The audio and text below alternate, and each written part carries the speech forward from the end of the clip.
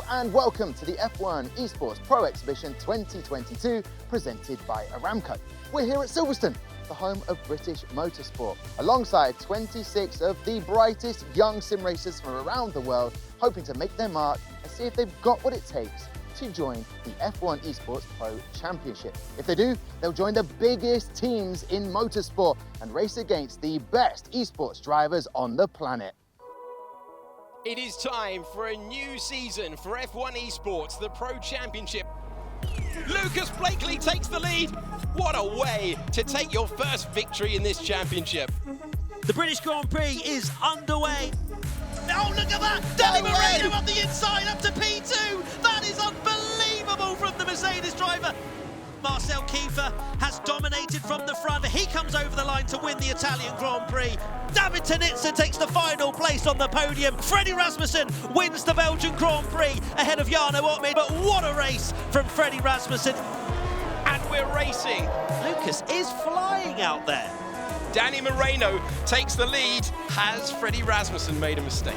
Danny Moreno wins at Zandvoort. It's a big step forward for Mercedes versus Red Bull in the Teams Championship. The medium appears to be the preferential strategy. He wants a victory. He's let him through. Jarno Opmeer back on top. And we're underway. Look at Jarno Opmeer. Roshadow is off the road.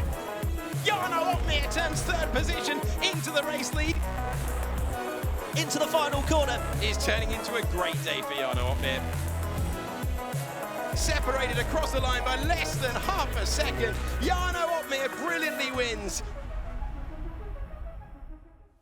Our Pro Exhibition drivers won a place here by finishing in the top 6 of the F1 Challenger Series. That was on PlayStation, Xbox and PC. A further 9 drivers, 3 on each platform, made it by posting the top 3 DHL time trial lap around the Circuit de Barcelona, Catalunya. Our women's wildcard was also determined by the DHL time trial, and that is how all of the drivers have made it here. It's time now to find out how the Pro Exhibition will work over the next few days. Day 1 of the event, it is the women who take centre stage with the women's wildcard. It is made up of 3 5-lap races with points going to the top 3 finishers in each race. The wildcard winner will then take their place in the Pro Exhibition semi-finals. Those semi-finals both take place on day 2, with 13 drivers in each. There will be 3 races. Silverstone and Sao Paulo will be on 25% race distance, with a 5-lap dash around Spielberg in between. The top 7 from each semi-final will go directly to the final, along with the fastest 8th place finisher from across the 2 semi-finals. Day 3 sees the final contested across 3 tracks: Bahrain, a wet weather race at Spa, and Circuit of the Americas, all at 25% race distance. The driver with the highest combined points total will be crowned the 2022 Pro Exhibition Champion. What an exciting week of action coming up then. I'm very excited to be joined by my guest today, Ariana Bravo. For those who are F1 fans will have seen you presenting here, there and everywhere. Ariana, looking forward to the Pro Exhibition? I am looking forward to it. It's great to be delving into the world of esports. As you said, I work in F1, but this is something new for me. Competitors are all raring to go, some of them skipping lunch to get straight into the sims and get practicing. I think we're set for an exciting few days. Yeah, that is a proper commitment there. Are we going to get you on the rig at some point? If you want a really embarrassing session, then yeah, of course. Hey, practice makes perfect. I will say this, Ariana, though, from your work as a Girls on Track UK ambassador, it's fantastic to see the women's wildcard back again. Right, absolutely. So I am a Girls on Track UK ambassador, and I've always been a really strong advocate for greater representation in the sport. So women's wildcard is so brilliant to see. Provides that platform for female talent to showcase their skills, hopefully get noticed by teams, sponsors, and just to build up their own following and audience. I think that's so important. We've seen it through initiatives like W Series. When you give these sorts of platforms, they really do grow. People love this sort of thing and it inspires the younger generations. That's what we're sort of hoping can happen here in the gaming world of women's wildcard, and these ladies are looking good. Yeah, I mean, there's like sort of Bites Vissa, Jamie Chadwick, Naomi Schiff. Yeah. It would be awesome to see some of these competitors maybe make it into the world of W Series. Oh, that's exactly what we would love to see, right? That is such a good ambition to have for these women. But beyond that as well, into F1, right? Because the thing about women's wildcard and this whole esports and gaming, area is that it's so accessible, okay? We know that regardless of gender, regardless of race, motorsport is expensive. That's one of the biggest barriers that aspiring drivers come up against. But this provides a way for them to get the game, get into the sims, work on their skills, work on their talent, really hone in on that racecraft, whilst getting the visibility through competitions like Women's Wildcards. And then hopefully they'll get picked up, we'll see one of them in W Series or in F1, and it will be because of something like this. That's exactly what we want. That would be a dream. I can't wait to see it. Listen, Ariana, lovely catching up with you now. We're going to spend more time together. However, let's get in the warmth. In the meantime, let's catch up with one of the competitors, Cynthia Locke, who's travelled all the way from Hong Kong just to compete. I'm delighted to be joined now by Cynthia Locke, who is one of the Women's Wildcard qualifiers. Bagged herself a spot in today's shootout by putting in one of the fastest laps around the Barcelona circuit. Cynthia, welcome. Thank you. How are you doing? I'm good. Brilliant, brilliant. Now, we want to hear all about you. Of course, we're so happy to have you here with us. Tell us a little bit about yourself. Tell us about your journey into esports. So I come from Hong Kong and I literally just started my e-racing journey since COVID-19 pandemic. And it was kind of like inspired by my dad, he was like doing the sport racing for more than 10 years. And he inspired me to try out doing the esports. And here I am. Well, we're happy to have you with us. Of course, you must be absolutely exhausted coming all the way from Hong Kong, landing at 6 a.m. this morning, but you're here, you're ready to go, and that's all that matters. So Women's Wildcard is, of course, a platform to showcase all of the fantastic female talent that we have, provide a platform, visibility for you all to demonstrate your skills. Why is it so important for you personally, and how has it been being part of the experience? I think like this platform allows us, especially like women, girls, to show off their driving skills, to tell the others that we are fast as well. It's really good that we have this women's wildcard to allow us to also compete in this competition as well. How are you feeling about the shootout and the competition you're up against? You're up against last year's winner. Are you feeling confident? Yeah, a bit. I'm fully confident. And at the same time, I'm really nervous as well because it's my first time being such a big competition. So I used to do a lot of like online competition, but not like in this big event. So it's really my honor to be here. Hopefully I would take like more experience from this. Even if I lose or win from this one, I gain some experience. Good luck. Thank you. Can't wait to see you in the Sims. Thanks for joining us today. Thank you. Oh, I love how infectious the passion that comes from Cynthia. She's just so excited to be here. She is, and it is so lovely to see. She kept saying how honoured she was to be with us. Of course, we're honoured to have her with us as well, and that is what Women's Wildcard is all about, right? Letting these females explore their passion. I love it. Fingers crossed for Cynthia then, Ariana. Let's get racing. The Women's Wildcard qualifiers will have to compete on 3 5-lap races. You'll have Bahrain, Austria, Brazil, and the point scoring system will work as follows. You will get 3 points for a win, 2 points for finishing second, 1 point for finishing third, and as a bonus point if you qualify on pole. The commentators for this will be Matt Gallagher and Alex Jakes. Here we go then in the Women's Wildcard. 5 lights on. And it's lights out, and we are underway at Bahrain International as the 4 competitors leave the field. Mira Schmitt holding the lead, converting it nicely at this point. Is there going to be a dive bomb from Rebecca Morel to the inside? Not this time, as we streak up the hill then for the first time through 3 and on to 4, and it's Schmitt, Morel and Locke. Rachel Wood in 4th position. We then move on to the penultimate lap of the race and look at the advantage that Mira Schmitt has, Matt. Yeah, different kind of race this. 5 laps, bit of a time trial, especially for Mira Schmitt at the moment. 7.5 seconds clear of Rebecca Morel. Rachel Wood's not had a particularly good race around this Bahrain circuit, but Mira at this point just needs to keep it between the white lines and come around the final corner now. What an absolute exhibition this has been. Mira Schmitt in complete control from meter 1 until right now when she looks up and sees the checkered flag first. A commanding victory. And then Morel, Locke and Wood in 4th position as Rebecca Morel, our winner from last year in the Women's Wildcard, takes the flag in 2nd position. Wet conditions. Here we go.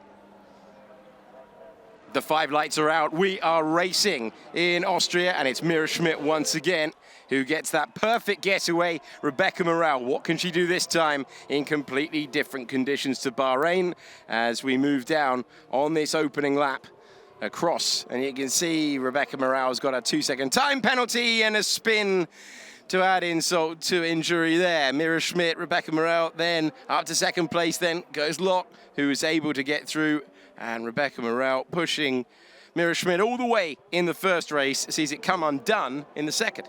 These wet conditions proving difficult for Morale, and that's going to be pretty much curtains for her. There's a fight for P3 now as Morale trying to make up that time lost, but of course a 2-second penalty as well for corner cutting, but she's going to get a much better run out of turn 1. And is going to get up to P3. Will now need to clear Wood by over 2 seconds before the end of this race. That is the task, and you can see that we've had a swap around once again. It's a great move from Rebecca Morale, and then trying to reclaim the position, reclaim that second place that she had in the first women's wildcard race. And on lap 3 of 5, she is up to second position, but look, Mira Schmitt has checked out front. Oh, and there's a spin in the background there for Cynthia Locke, who goes round, and that's how easy it is in these conditions around the Red Bull Ring. Yeah, Mira Schmitt in a complete class of her own on the intermediate tyres there, round the last couple of corners, and will take another commanding victory. Superb stuff. The flag is out. Mira Schmitt, 2 from 2. Despite that time penalty, that's the only thing that didn't go to plan as Rebecca Morale recovers up to second place. Here we go again, this time at Sao Paulo. Lights out, we are racing in the women's wildcard for F1 Esports. And this time, is it a bolder start? Despite everything that Rebecca Morale is trying to do, she couldn't dive to the inside of turn 1, but can she line it up down the hill? Here we go. And this is the most pressure that Mira Schmitt has been under all day long. Will there be the dive bomb move? Doesn't have the confidence to jump on the brakes. And Schmitt and Morale making their way through, with Schmitt continuing to hold the lead.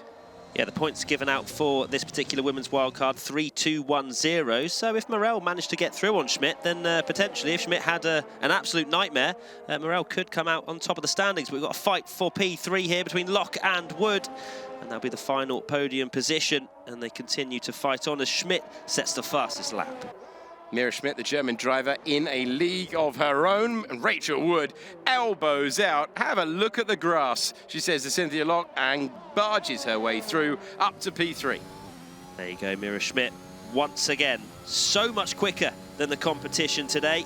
And it's going to be 3 from 3 for Schmitt. Outstanding stuff from the driver in the Mercedes entry. Mira Schmitt takes the checkered flag, and she's done it again. The hat-trick of wins for her. Rebecca Morale just trying to stay with her on the opening lap. The moment she didn't force the move, though, you thought that might be that, and so it proved. Congratulations to Mira Schmitt, who wins the women's wildcard from Rebecca Morale in second and Cynthia Locke in third. Mira now progresses to the Pro Exhibition semi-finals. Mira, huge congratulations. Dominant racing today. You were the winner of all 3 sessions. How does it feel? Kind of amazing, to be honest, because, a couple of weeks ago I didn't expect to be here even, and now I'm standing here as one of the drivers for the Pro Exhibition. It was dominant, actually, across all 3 races, but which one for you really stood out? Where did you feel strongest? And also, which ones did you find the most challenging? We saw you pick up the penalty in the Austrian race, but how do you reflect on each race individually? To be honest, the Bahrain race was the hardest because it's hard to get used to this track. It's very demanding. Like, you can easily get snap oversteer, and it loses you a lot of time. For me, the best race was in the wet at Austria because, 32 seconds, even with that 2-second time penalty, was, good. Looking ahead now, what have you got your eyes set on? Just trying my best, honestly, because I'm very inexperienced, actually, in the Formula 1 games. And, tomorrow and maybe the day after tomorrow, I'm going up against guys that have hundreds to 1,000 hours in this game. Meanwhile, I don't even have 100 hours in this game. So that's going to be quite a challenge for me, but I have the advantage now that I know how the rigs feel. And that's the disadvantage for the others. But let's see how it goes tomorrow. Well, you put on a great showing today, so congratulations once again. Congratulations to Mira Schmitt then, going through to the semi-final on day 2. Ariana, it was a brilliant performance for her. And what I loved about the interview is the fact that she's so critical of herself to improve. And you love to see that in a driver. Yeah, I mean, I think she was definitely pleased, of course, that she won today, very dominant. But I thought it was fantastic to see that straight away in that interview, self-review, and also given the fact that she does not have as much experience, as she pointed out, as the driver she's going up against tomorrow, that determination could be critical. Yeah, day 1 of the women's wildcard in the can. That means we have to say goodbye to you, Ariana. I'm gonna miss you. Have you enjoyed the Pro Exhibition though? I will miss you too, and of course I've enjoyed it. It's been lovely working alongside you, amazing to see the female talent, and I'm excited to see how the next couple of days wrap up. All right, brilliant stuff. Right, that is day 1 done and dusted. We'll have a break. When we come back, we'll have all of the semi-final day 2 action.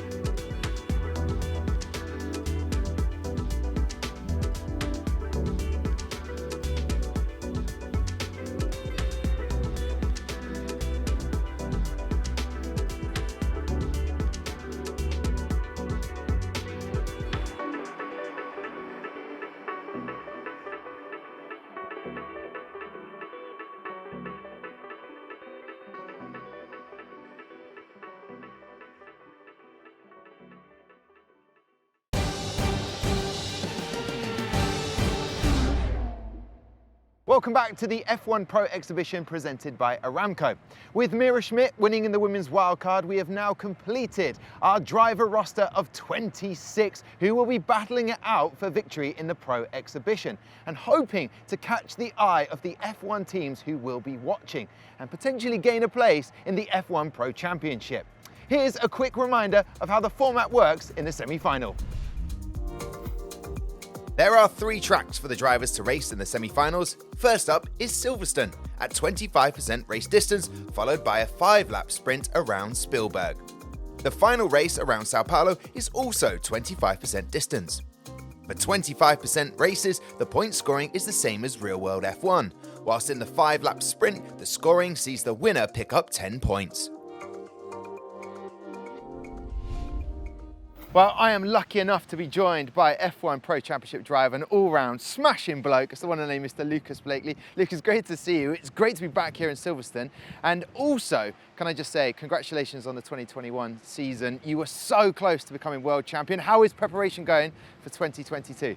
Well, first of all, thank you, Tom. It's great to be here at Silverstone. It's always a pleasure. And yeah, preparations have been going well. It's just fun to get your hands on, you know, the new F1 game. It's always fresh, it's always something new, lots of different challenges to learn and get on top of, and yeah, I've been enjoying it so far, getting used to the new physics, the new handling, and I look forward to playing more. Well, I can't wait to watch you this season. However, we're back at the Pro Exhibition. You know, because you competed twice in it, what's going through the drivers' minds, that mixture of pressure being here at the home of motorsport and also the excitement. What do you remember? What did you take from those two performances in it? Exactly that. I mean, you're so excited, you know. Sometimes when you're coming to these races, you might be the first time at a Grand Prix, so the mix of emotions is quite overwhelming. So it's just really trying to balance that mix of raw excitement, but also that little bit of those nerves that start to creep in when, you know, the pressure starts to mount, that everything becomes a bit more real when you're sort of going on the rig. You realise what you're here to do, and yeah, it's just about keeping yourself in the zone while enjoying the experience overall, because it is a massive privilege. And being back here in Silverstone, Lucas, I remember back in 2018, you even met Lewis Hamilton just over there, just behind us. It's all getting ready now, ready for the Grand Prix weekend. But are there any final tips you would give the drivers before they get in the rig? Just try and keep it as simple. You know, it's very easy to get in your own head. You know, quite often you can be your own worst enemy. So if I was to give advice, just keep it simple, take a deep breath, and you know, do what you're here to do what you do best, and that's drive as fast as possible. Okay, wise words from Lucas. We'll get more from Lucas as the week progresses. In the meantime, let's find out the driver lineup for our first semi-final. There is a familiar name in the lineup, that of Manuel Biancolila, the former Pro Championship driver looking to make a return after setting the fastest lap on the DHL time trials.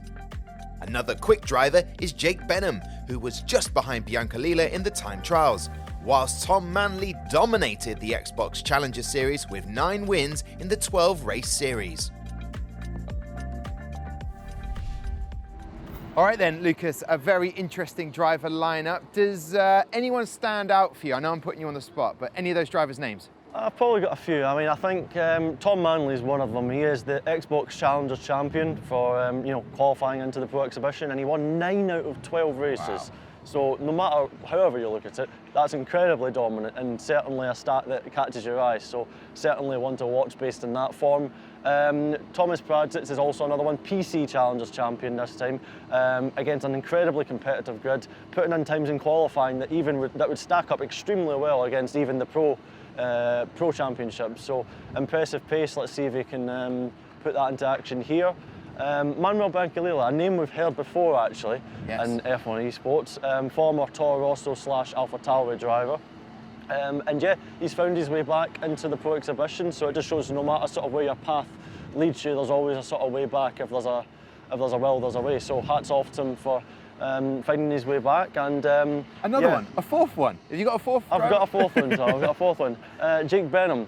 Incredibly fast, young, talented driver. I've actually raced him myself as well in some competitive leagues, so I think, yeah, I've seen firsthand how quick he can be, and yeah, certainly ones that teams will probably have an eye on. Okay, and any tracks that he stands out in potentially? Belgium, I think. Okay, all right. Well, listen, you've heard the names to look out for in this semi-final. Let's get to the action. Your commentators are Matt Gallagher and Alex Jakes.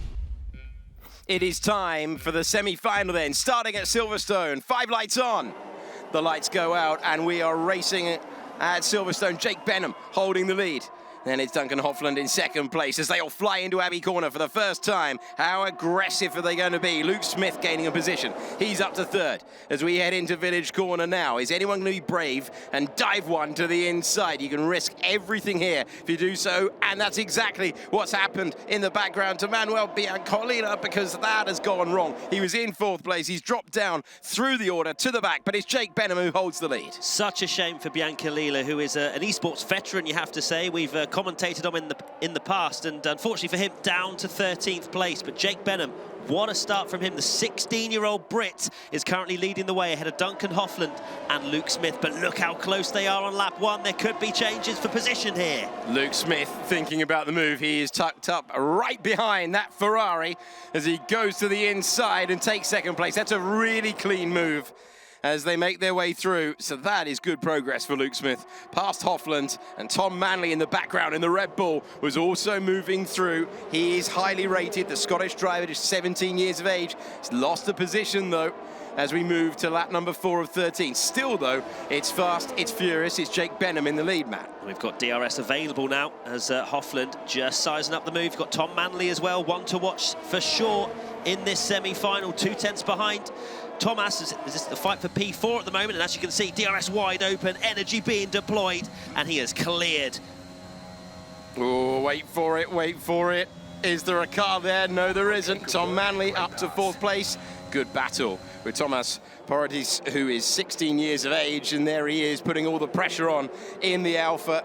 The driver who took the PC route to this semi-final and is putting on a right show, but they can't keep up with the top 3 at the moment, who are out on their own. You can see them in the distance as we go through the famous Cops Corner, and this is a good position, but you've got to get the right momentum here. You don't want to catch the car at this part. You want to get momentum onto the hangar straight. You do indeed, as this could be a decent attempt at a move here as we head towards Stowe Corner. DRS wide open.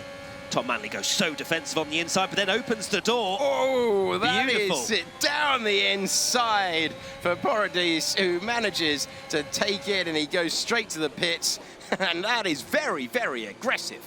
Into the pits there. He gained a lot of time on those making their way in as well, and the gaggle make their way to the front of the field, and Mira Schmitt is able to go over into the lead of the race then, and there's a 3-second time penalty for our veteran Bianca having a horrible, horrible race of it so far as the leaders pit. I was about to say, women's wildcard, Mira Schmitt, got to hand it to her. What a performance. Was in P7 before these pit stops, so very much in the mix, and is going for the overcut along with Matthew Alder, sorry. And we now take a look at Luke Smith, who is currently 2nd after the stops, if you then count Mira Schmitt and Matthew Alder after their pit stops. But it is still a ferocious fight for the lead. Jake Benham ahead of Smith, ahead of Hoffland.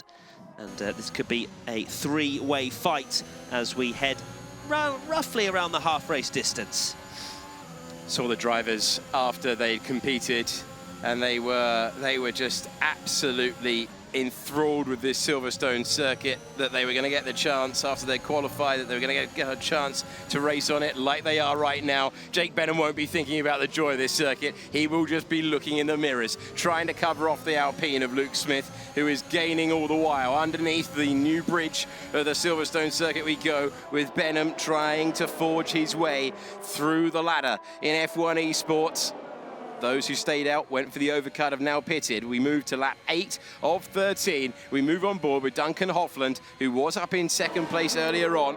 But these 3 really have scorched a trail in this opening semi-final. No, you've got to love F1 Esports, haven't you? It doesn't matter if it's the Challenger Series, if it's the Pro Exhibition, if it's the actual finals itself. You will get fights for the lead because they are so closely contested, and Hoffland really wants to make a move in the next few laps. Of course, all of them on the medium tyres. It's only a 25% race, so they can push as hard as they want on this more durable yellow-walled tyre. Jake Benham has the biggest task ahead of him. No DRS, has to be very careful managing his battery deployment as well. A crucial part of this game. There's a pit window open for anyone that hasn't already, but I believe most of them have been into the pits.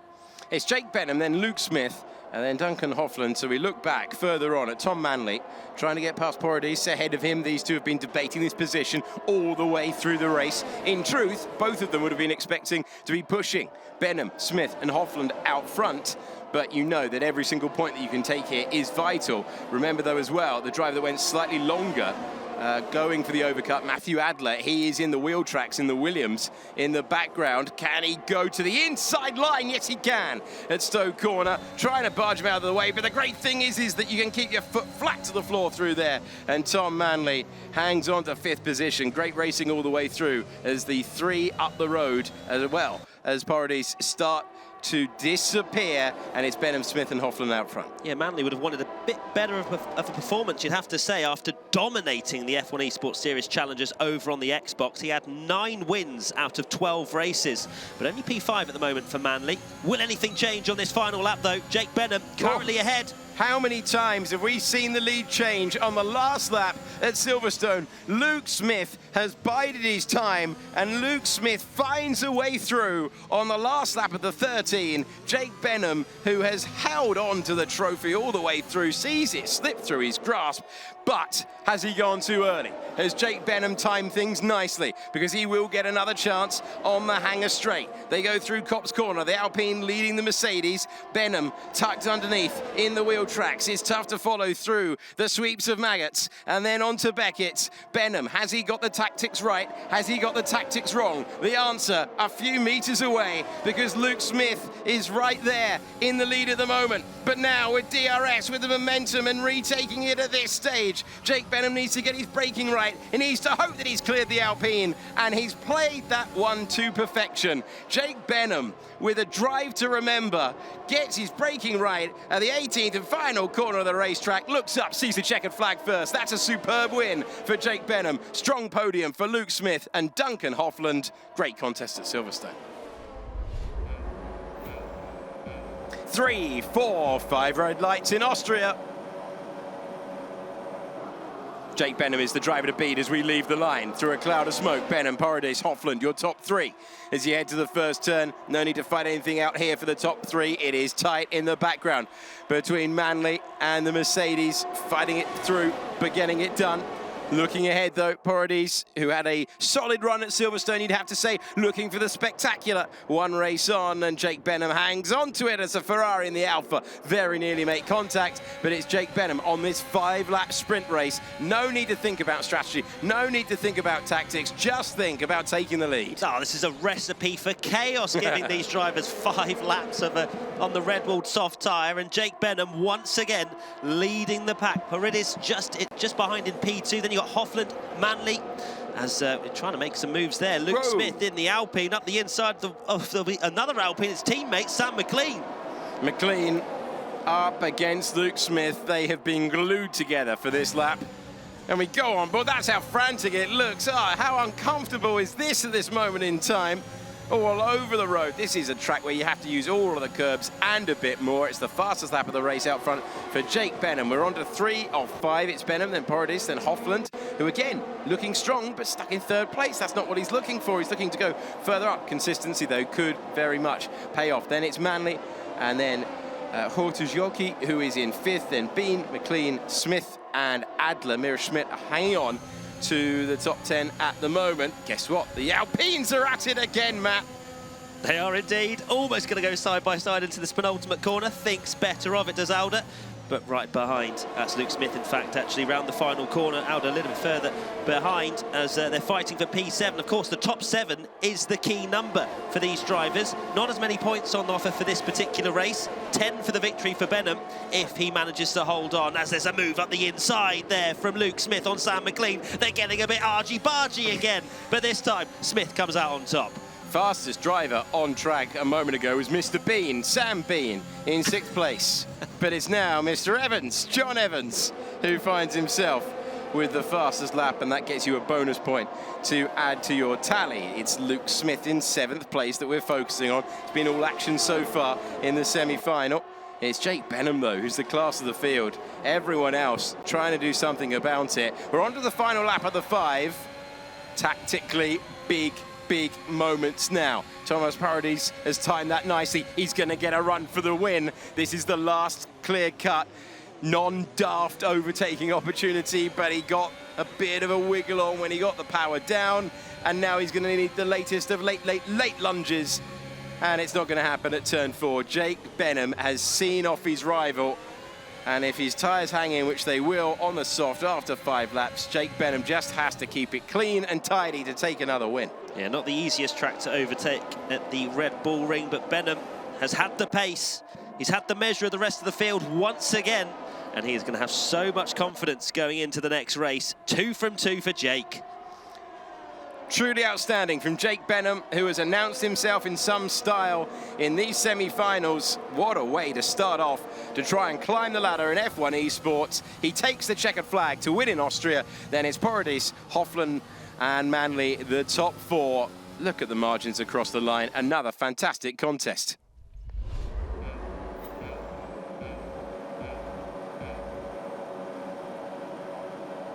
We're underway in Sao Paulo. It's Benham versus Paradis once again, this time at Interlagos. And will they be all well behaved down into turn one? Benham, Paradis, then Smith and Adler. There's been an issue there for Hortioki, who's fallen through the field. And that is real disappointment. We're back from the sprint format to the long 18-lap contest. And it's very tight in the background there as they try to make their way through. We skip on to the end of lap number 1 and we join on board Duncan Hofland trying to take his Ferrari past the Williams of Matthew Adler. He's indeed. He would have thought at the start of that race it was another sprint race. They're almost 5 wide going down towards with the corner about to come down to. Here is Duncan Hofland, P5 at the moment. He's going to try and go up the inside of the Williams. No DRS available at the moment, but just confidence. That's all he needs. That is a super move. Really, really strong stuff from Hofland to get up to 4th position. The 3 drivers ahead of him, Smith, Paradis and Benham. And looking further back in the field, it's a move now for the other Alpine of Sam McLean, who moves up to 6th position, and the spin in the background there. And that will bring out the yellow in Sector 1 and send Mira Schmitt tumbling down the order. Oh, such a shame. Mira's had some really good pace in these races, but unfortunately hasn't converted it into the points that she would have wanted. As we're taking a look at Sam McLean at the moment, trying to hold on to P6. Now the battle for the lead. Is it going to be biding their time here? We saw with Jake at Silverstone. He allowed the lead to slip away, but then took it back right at the end. Will we see it again? Problem is, you've got 4 cars rather than just 3. Will they work together? Will they start attacking? If you're Jake Benham, you know you've got 2 victories in the bag. You know that you've done the job. That's a late move from Luke Smith, trying the late braking move, but it's not worked out at this moment in time. And so Taurus Paradis, having looked ahead for so long, is currently looking in his mirrors. And this allows Benham just to have a little bit of breathing room. For about a straight, I'd say, Alex, and then DRS bringing them all back together once again. Luke Smith holding that fastest lap at the moment. Paradis comes into the pits for an undercut. Aggressive so we'll try and go for that 1 second gap with the fresher tyres, break the DRS and try and get away from this train. But remember, Paradis will then come under pressure towards the end of this race with slightly more degrading tyres. So it might be the right way to go, but he would have to manage things further back. Samuel Bean making the move. As we go on board, Bianca Kalila, I have to say, he's not having the time that he might have expected at this junction. Luke Smith almost nudging his way through as McLean carries on and takes the lead of the race. It's Smith pitting at the same time as race leader Jack Benham. So let's see, there's a fight into turn 1 there between Bean and Alder, I think that was. There you go, Samuel Bean. P3, actually right behind Bianca Lila, in fact, who has a penalty at the moment. P2 for Bianca Lila, but not going well, as you say, Alex. As we're taking a look and seeing, where is Paradis in all of this? We're about to find out in the background, and in fact, Paradis has got to the front of this queue, but fortunately and unfortunately for him, he does not have that 1 second buffer that potentially he was hoping for.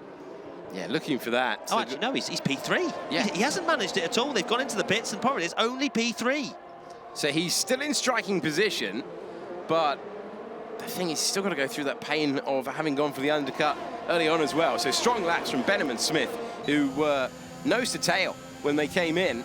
And we're looking at Luke Smith at this moment in time, at least we were, because now we go back further through the field to Hofland. Hofland's had a very conservative strategy, you have to say. Yeah. Just quite happy picking up the points, and that's fine. Top 7 is the beautiful number he's after, and with these points that he's been picking up, that's all he needs. Yeah, playing yourself in. No need really to risk anything. It's a 4-car battle. So they roar up the hill once again at Junkel corner now. We move on lap 13 of 18. Benham with all the pressure, but he's been there and done that earlier on today. Let's see what Benham can do about Luke Smith. The answer is not a lot at all. Through goes the Alpine. And it's going to get tactical now because Benham's got to stay with Luke Smith as they dive down the hill once more. But is this again what we saw in Silverstone? Benham happy to follow at the moment. Remember, there's a lot of energy recovery that needs to happen as well. Hofland going on the attack now down the straight. But of course, Providence also has that DRS available. I also want to mention Tom Manley, unfortunately, running in P11 we just saw, so not having a great race for him, but it is now going on to the final lap, Alex, and it is absolutely poised. Here we go. So was it all tactics? 3 wide we go in Sao Paulo. Benham into the lead. Paradis getting past Smith, who won't be wanting to give that one up because he started the final lap in first position and they're banging wheels. They're almost grinding together. They're almost welded together as they go through turn 2 and 3 and Hofland gets involved. Who's the last of the late breakers? Smith thinking about the Verstappen line off the road, but it's Smith who keeps it together, and all the while that they battle, Jake Benham says, "You enjoy that, boys. I'm off for another victory." It's another masterclass from Benham. He picked his moment, and look at that. Over a second clear on the final lap. Smith may well be under pressure going down towards the line. Hofland needs to stay as close as he can to the Alpine, and maybe Hofland can get a better result than P3, but it's going to be very, very close. But what a drive. Benham once again proving he has the pace and he has the racecraft. Paradis will be thinking, how am I not on the podium after all 18 laps? We go on board with Jake Benham, the 16-year-old Brit who is making a name for himself so far today. Jake Benham over the line to make it 3 from 3. That is superb stuff from him. And it's Benham, Smith and Hofland, but the Mercedes driver blazing a trail in the semi-final so far. All right, so I am now currently standing next to your winner from semi-final 1, Jake Benham. Jake, a fabulous drive at Silverstone. You had Austria and Brazil winning in each of those races. What did it feel like to be here at the Pro Exhibition and showing your talent off? So yeah, it was really fun, especially fighting at the front, because that's ultimately what I wanted to come and do, show what I can do, and hopefully the teams will be watching, and maybe I can get a seat next season. But yeah, the ultimate goal was to obviously win, and it was really fun with Tomek and Luke at the end there, and pretty much every race I'm pretty sure it was. Yeah, they definitely pushed you. Lucas Blakely said you were one of the drivers to watch, so everyone at home would have been watching, going, "Oh, Jake, I need to follow him." You're known for your speeds. Do you feel like you got to show it off to its max today? Well, I think mainly the thing today was adapting, because obviously I haven't been to a live event before, so adapting to the rig, adapting to the pedals and everything was really tricky. But yeah, hopefully I've showed off what I can do, and hopefully a team will come for me. Yeah, and in the Pro Exhibition here in the arena, watching with all the heat was rising. You feel like you're going to be able to handle the heat and the pressure tomorrow in the final? Hopefully, but we'll have to see. Hopefully I continue to form, and maybe we can win another one. Well, fingers crossed, Jake. Well, there you go, catching up with your winner from the semi-final. But let's confirm the results. 3 wins from 3 has Jake Benham at the top of the standings, and surely putting his name in the hat as the one to beat in the final. Behind him, Luke Smith and Duncan Hofland finished tied on 38 points. Sam McLean is the last of the automatic qualifiers. Tom Manley will have to wait and see if his 9 points is enough to get him through as best placed 8th driver. Another surprise is that Manuel Biancolila also misses out on a place in the final. Well, Lucas, a lot to digest there from the results on our windy rooftop terrace. But I tell you what, Jake Benham was superior. What did you make of his drive? Yeah, I mean, that's certainly one way to impress the F1 teams. I mean, out of the blocks, 3 wins out of 3. You can't really ask for much more. There's not really much more to be said. Just stellar performance, getting on with the job at hand, and yeah, making the best of his track time. So yeah, perfect. Luke Smith in second. Brilliant. He finished second in 2 of the races in Austria. Got disqualified in quali, therefore started at the back of the grid, but worked up to 7th. Is that a bit of a surprise? Where's he come from? What do you know about him? Yeah, so I mean, Luke Smith's been a very, very quick league racer on F1 2021. So yeah, it's no surprise to see that he's got good potential, but yeah, maybe just hurt himself a little bit with that Austria invalidation in the qualifying session. So yeah, maybe if he hadn't done that, he could have had a very consistent triple podium. But nonetheless, 2 second places, showing what he's got. Lucas, the surprise there in 8th, Tom Manley. He's going to have to wait and see what happens in the semi-final too to see if he goes through to the final. That didn't go to plan for him.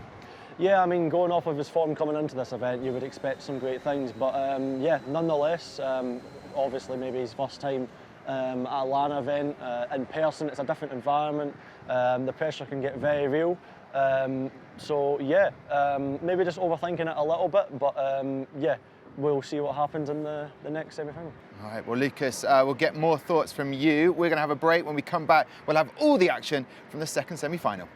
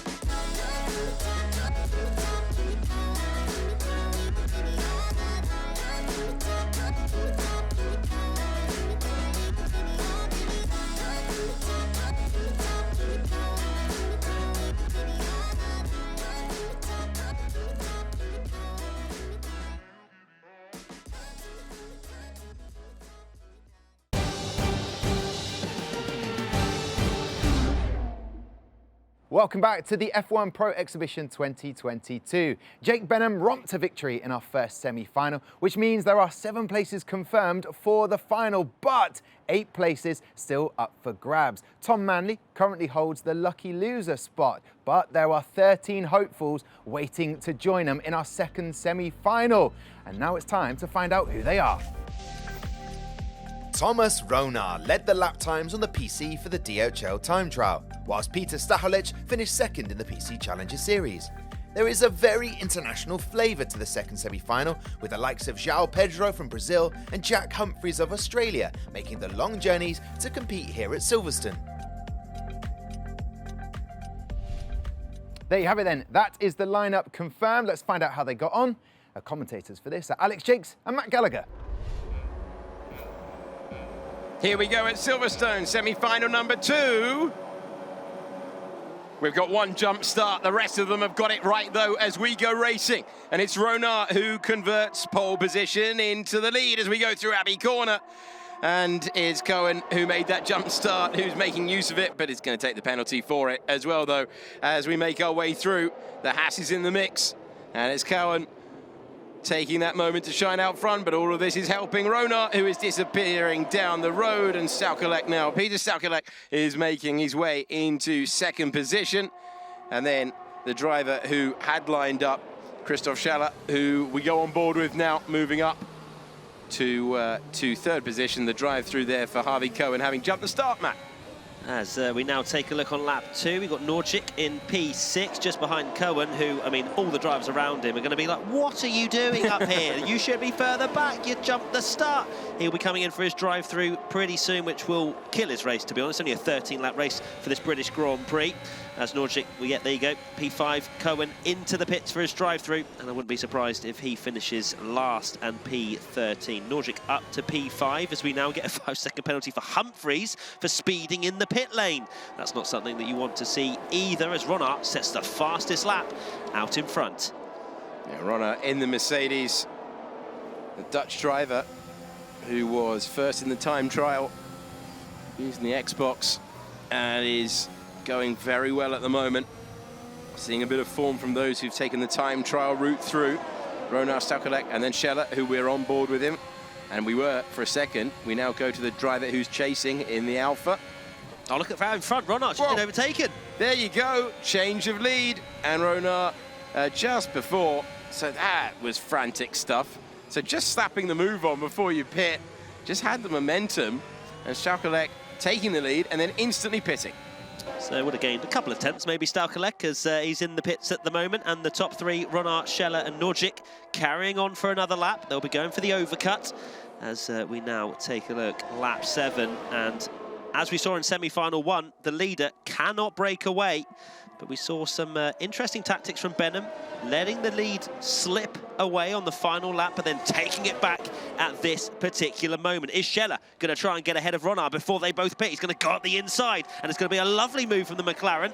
Do we see them all come into the pits now, Alex? Will it be all three peeling in? That'll be frustrating stuff for Ronard, who's done well so far, but 2 cars have got past. Penalties. Oh, no! He's overcooked it.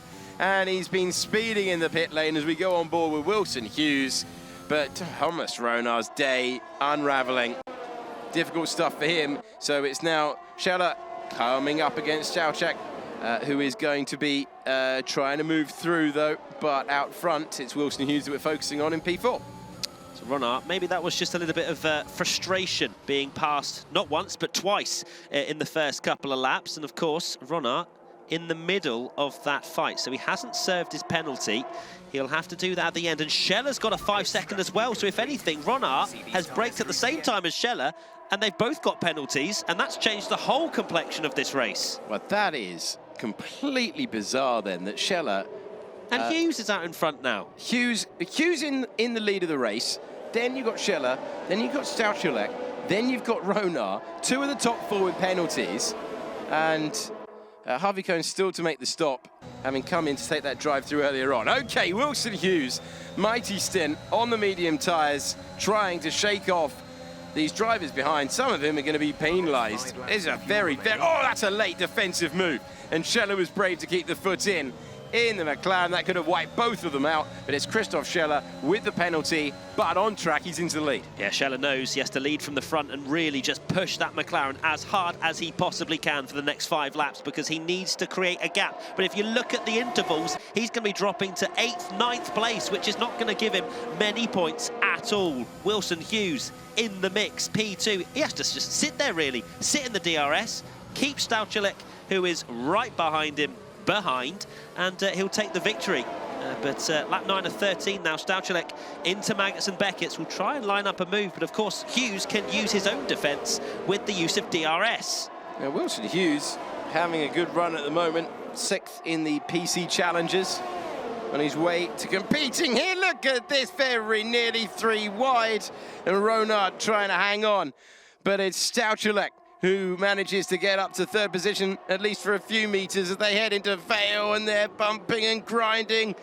And it is very, very tight, nearly interlocking wheels as we go through the 18th and final corner on this 3.6 mile circuit. It's Rona with the penalty, but with the track advantage, with Scheller out front.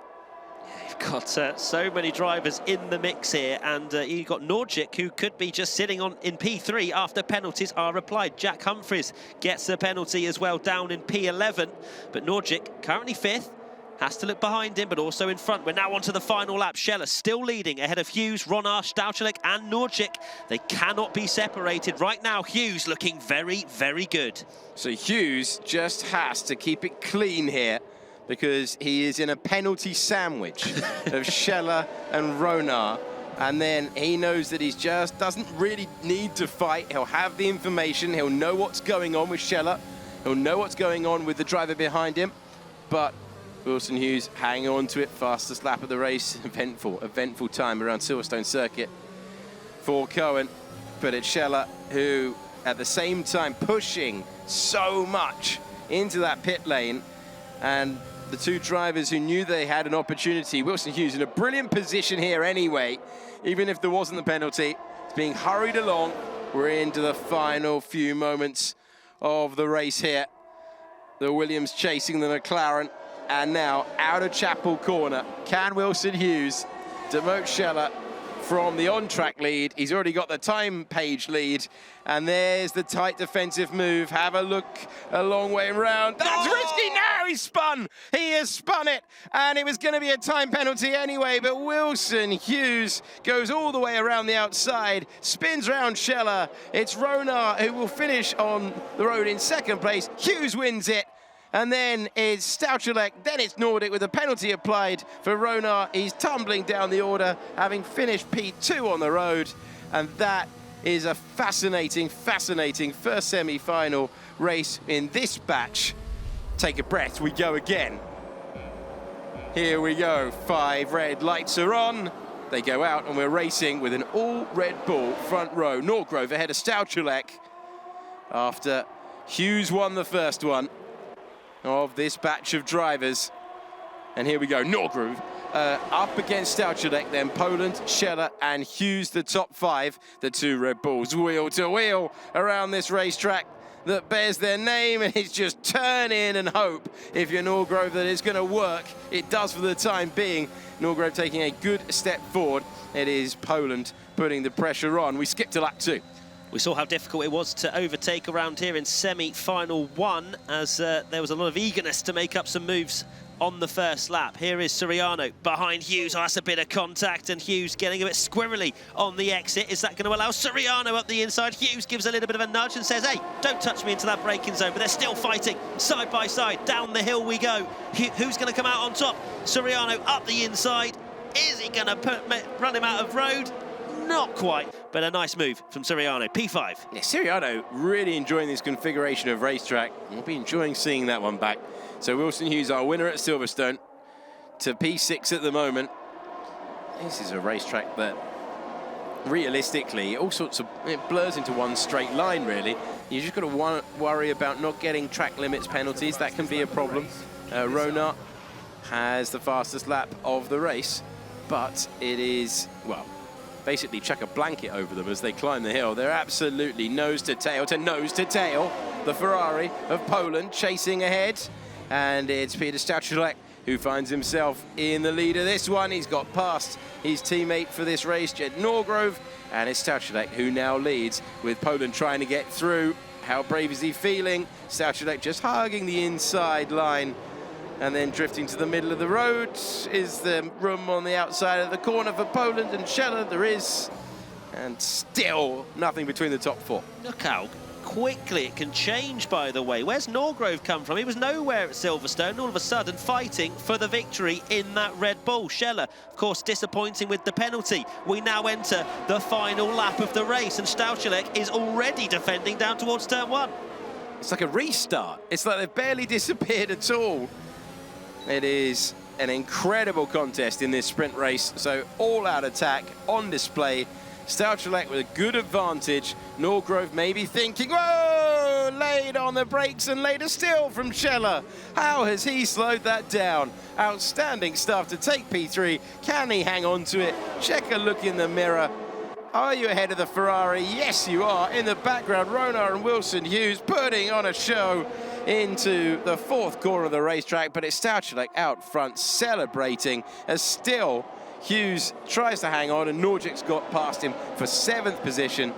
But amid all of the nose-to-tail excitement out there, it's going to be Peter Stachulec, who was in the mix for victory at Silverstone. Didn't work out for him there, but it will all come good in Austria here. Peter Stachulec comes out of the final corner to take their checkered flag in the 5-lap sprint race. Then it's Norgrove and Scheller completing the podium. Another frantic race at this semi-final stage. So Stachulec on pole. He actually won at Silverstone after Wilson Hughes was given a time penalty and dropped down the order to 10th position. So Stachulec leading away from pole position, leading the standings as well. So big opportunity for him, and he's got a perfect start here as well. Ahead of Ronar, then upper position goes Nordic at this state of the race as Hughes gets ahead of Scheller. This moment, here they are side by side in the background, and it's very, very tight between Jack Humphreys, between Joe Pedro and Jed Norgrove, and Norgrove's had an issue to go off the road, but it's his teammate, Stachulec, who leads.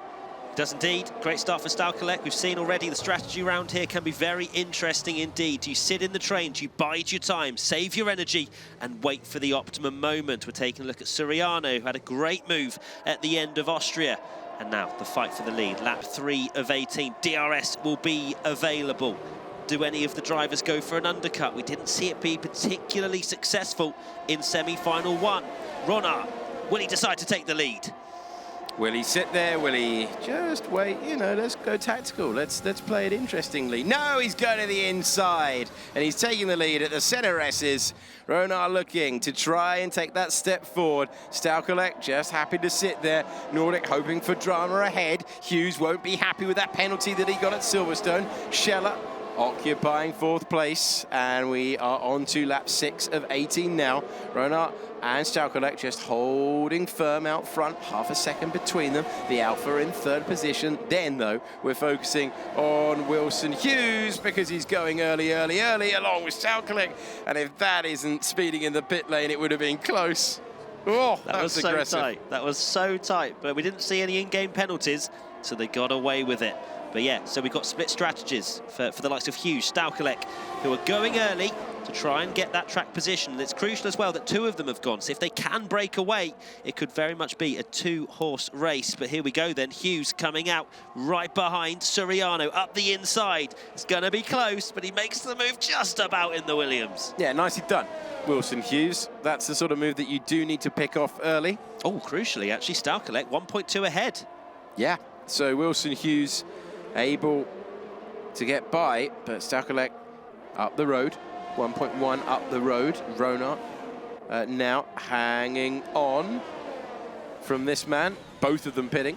We go on board with Justin Nordic, who is coming into the pits, and then it's Scheller and Poland also coming in along with home favourite João Pedro, who is making his way through. So Norgrove, who had that issue on the 1st lap, will cycle to the front of the field. Then it's Ryan Jacobs, but it's Ronar that we're focusing on as they're on the exit.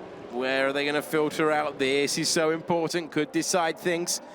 We're watching the Mercedes meeting in the middle with Nordic and Stachulec, and it is tight, and tighter still. Stachulec just out ahead, but look, it's Ronar who's got to the front of the pack. Crucial for Ronar. Great little move there to be up to P3 at the moment. Norgrove's not had a particularly great race after a very strong showing at Silverstone. Hasn't pit yet and is only 1.1 ahead of Jacobs. In fact, they've both come into the pit, so it's Ronar in the lead as Nordic now wants to get involved. Hello, goodbye, round the outside, and Nordic gets up to 2nd position. Can the Alpha driver do anything about Ronar out front? That is the aim, as now we go once again on board with Scheller, who is in 4th position, but might not be for that much longer. Stachulec just nursing that points advantage, maybe racing with the knowledge that this doesn't have to be win or bust. He could manage a strong result here and still be in a good position. Ronar Nordic, and now Scheller up to P3 in the McLaren. Is indeed lap 10 of 18 now, and Stachulec coming under pressure from Wilson Hughes. Has to be careful in these wheel-to-wheel battles, as Hughes going to be fuming after the British Grand Prix. He's going to go round the outside into turn 1. But we need to look after the tyres. We won't be making... Waiting. I was waiting for him to be spun around there, in all honesty, Matt. I just thought he was going to get creamed into the side of. Stachulec not having the sort of performance that we've seen in other races. Rona had lots of pace, but going really, really nicely. And that is going to be brave if you pull that one off. I love the change of camera. Who's going to come out in front? Scheller being shown the curb. Have a look at that. Keeps his foot in, though. Brave stuff to the inside. And the Alfa Romeo has to just settle for DRS and nothing more. Scheller up to second place. And Poland all over the back of Stachulec as well for P5 now, as Nordic having a good run around Brazil here. Lap 14 we now skip forward to. Poland not over the back of Stachulec at the moment. Actually, in fact, P5 falling away from the front 4 as we enter the final stages of this race. Up the hill once more. Rona, Scheller, Nordic, Hughes. Stachulec, who has been so good so far, but he's under pressure now. And that pressure is a change for position. Stachulec down to 6th place. And it's not been the run that he was looking for. About to go on to the 18th and final lap. This is so important as we go through. And it is 0.2 of a second then. Can Scheller launch a late attack when it matters most? This is going to be so interesting to see. Do you wait for the run to the line? That's not always been the way to go in F1 Esports. Can he try a late braking move to the inside here?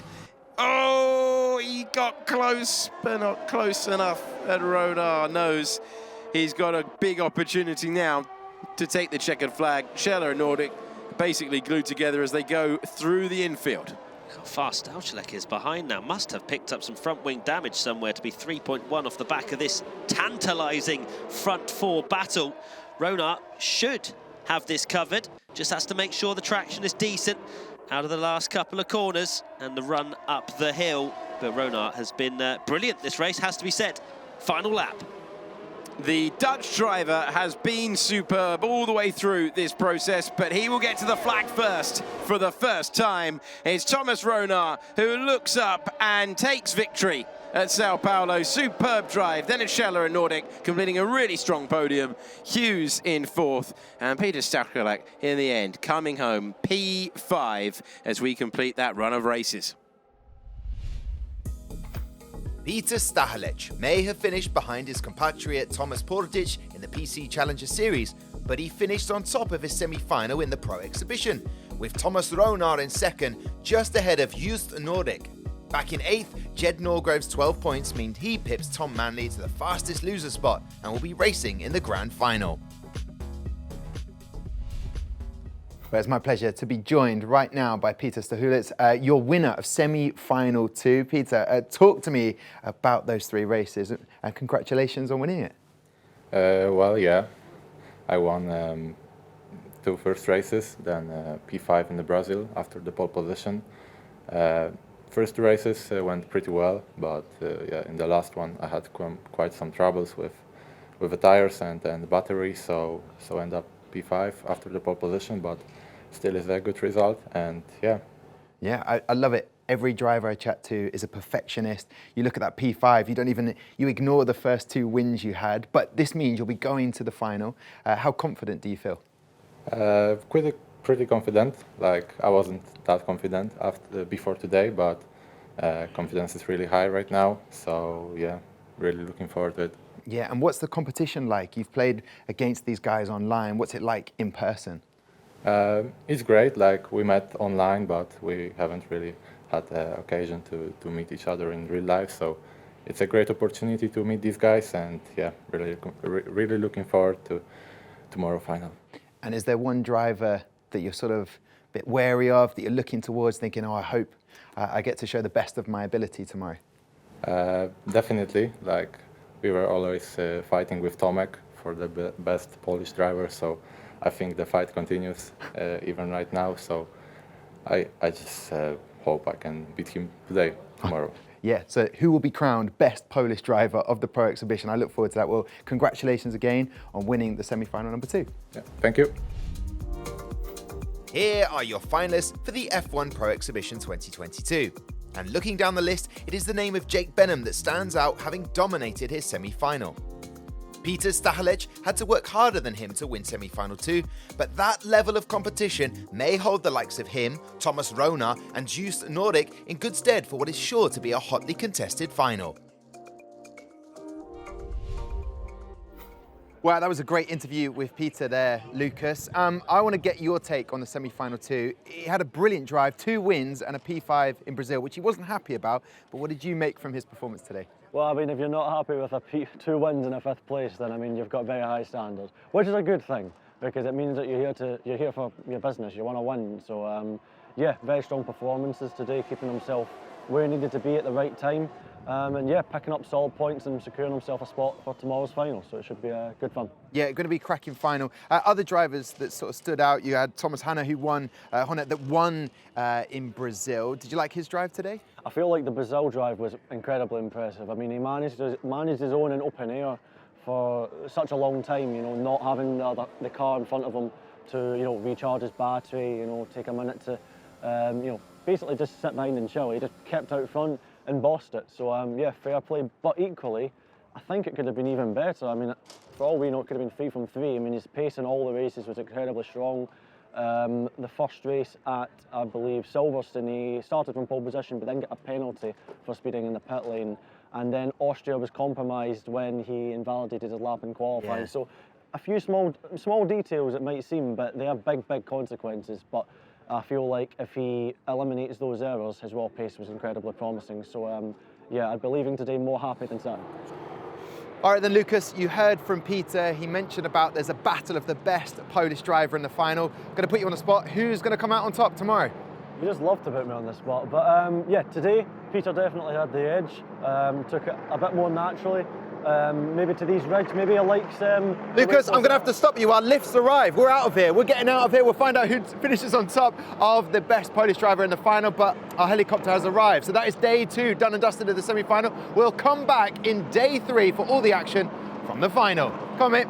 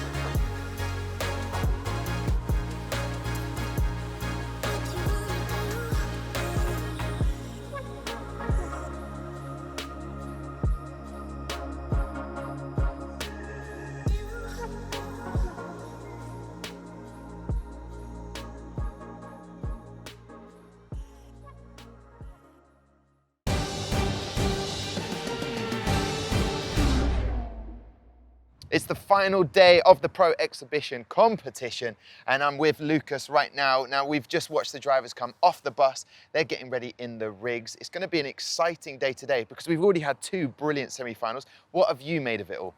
Yeah, it's been really fun to watch the action unfold so far. I mean, we had, as you say, great semi-finals, and I mean, just looking at the list of finalists for today, we are very lucky to have the talent that we do here at the Pro Exhibition. I mean, it's going to be really close, I think. I mean, the level is just super high. And yeah, I'm really looking forward to see who manages to come out on top in this environment. I mean, even though I'm not driving, I just love being back in a live F1 Esports set. And I said that to you earlier, I'm saying it now. It's just so good it feels like we're back. It's great, it's great. So the drivers will tackle 3 new circuits that they haven't raced so far. You will have Bahrain, you'll have Spa in the wet, and you'll have USA. What do you make of those tracks, Lucas? So yeah, I mean, you've got Bahrain and USA in the dry. And yeah, two difficult tracks, but they're also very good for battling. I mean, in Bahrain, you've got a lot of areas where you can sort of swap back on each other, sort of like inside, outside, swapping around. USA, very technical, very demanding, a lot longer track, high speed, low speed. And again, you can battle all the way through Sector 3, so watch out for that. And then, yeah, Belgium's tricky enough in the dry, so in the wet, it's going to be, really interesting to see who comes out on top in that, because the wet makes it a little bit more difficult to overtake, but it can be done. It just takes a bit of bravery. Okay, well, Bahrain has a special place for you. You got your maiden F1 Pro Championship win there, and kindly, Lucas has put a lap together, a hot lap, on the new Fanatec rig, which we can watch right now, and hopefully the drivers have made some notes.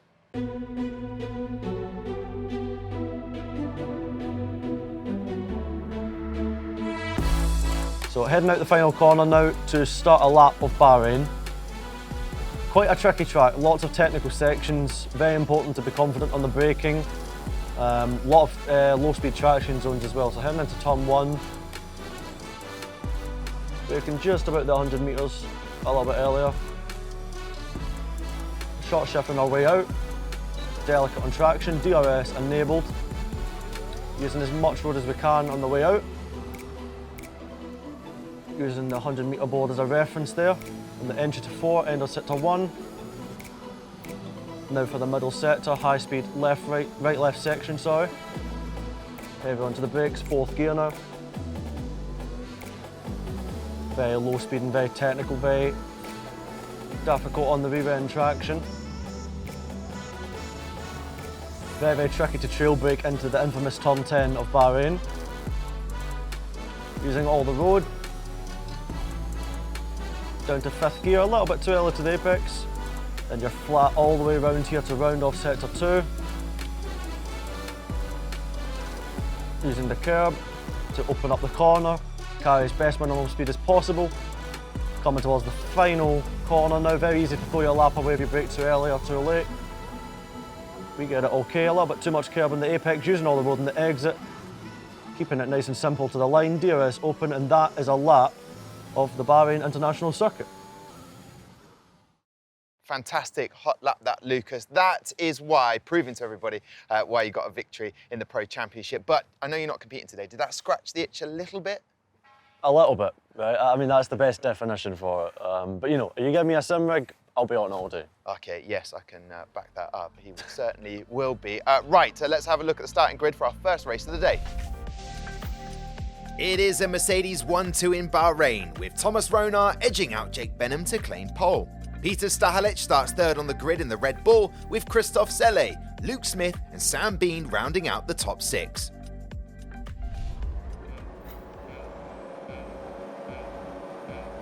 Five red lights are on.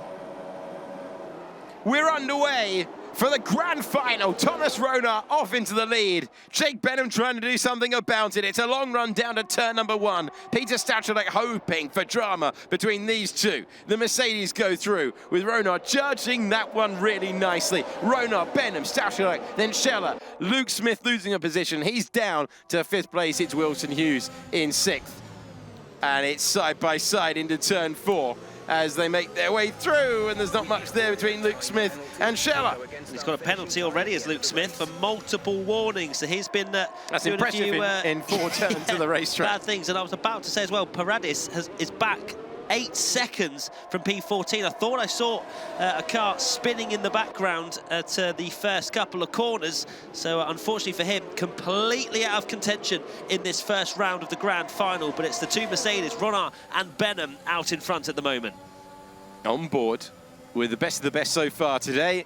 Long road to qualifying to get here, to get yourself on the radar of the teams in F1 Esports, to give yourself an opportunity of this being your profession, what you do, and try to emulate some of our esports champions. This journey taking place, and this is one of the rungs up the ladder. So it's Ronard, then Benham, then Stachulec, then Scheller, then Luke Smith with that penalty in 5th ahead of Wilson Hughes. As we go across the line then, and it looks like we're checking in with the driver checking all the time. Sam McLean trying to hang on, and then Alder, who is in 7th position, chasing down Wilson Hughes, and there's half a second for the lead of this one.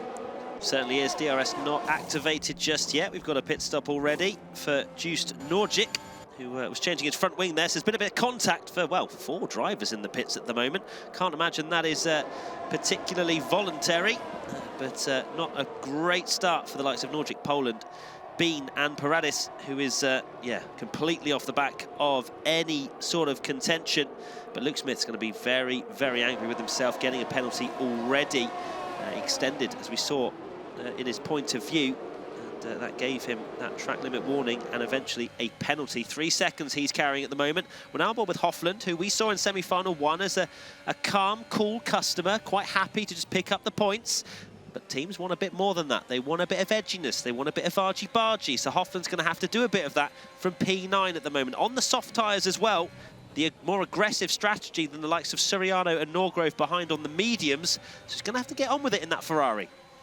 Making his way to the final of the 14. And we've got further ahead, hearing that the penalty for Luke Smith has been overturned. So that is an in-game issue, but Luke Smith is racing amongst everyone. So that's word from race control, as we have still half a second between the two Mercedes out front. But good news if you're Luke Smith, it's not a day ruined after all. Yeah, scrap that. There's no anger at all now. Luke can get his head down and really start to focus on the drivers ahead. Scheller, Stachulec, who was very impressive at the end of his semi-final run. And then you've got Jake Benham, who won absolutely all of the races behind Ronard. And we know that these drivers have got particularly good racecraft at the front of this field. And that's exactly what one of the many traits that the F1 teams will be looking for. Jake Benham, you want to have those wins on your record. Can he take the victory here as well? He's going to have DRS. He's going to be sitting quite nicely behind Ronard at the moment. And these drivers all on the soft tyres, so they will have very similar strategies as well. Enjoying things on F1 2021.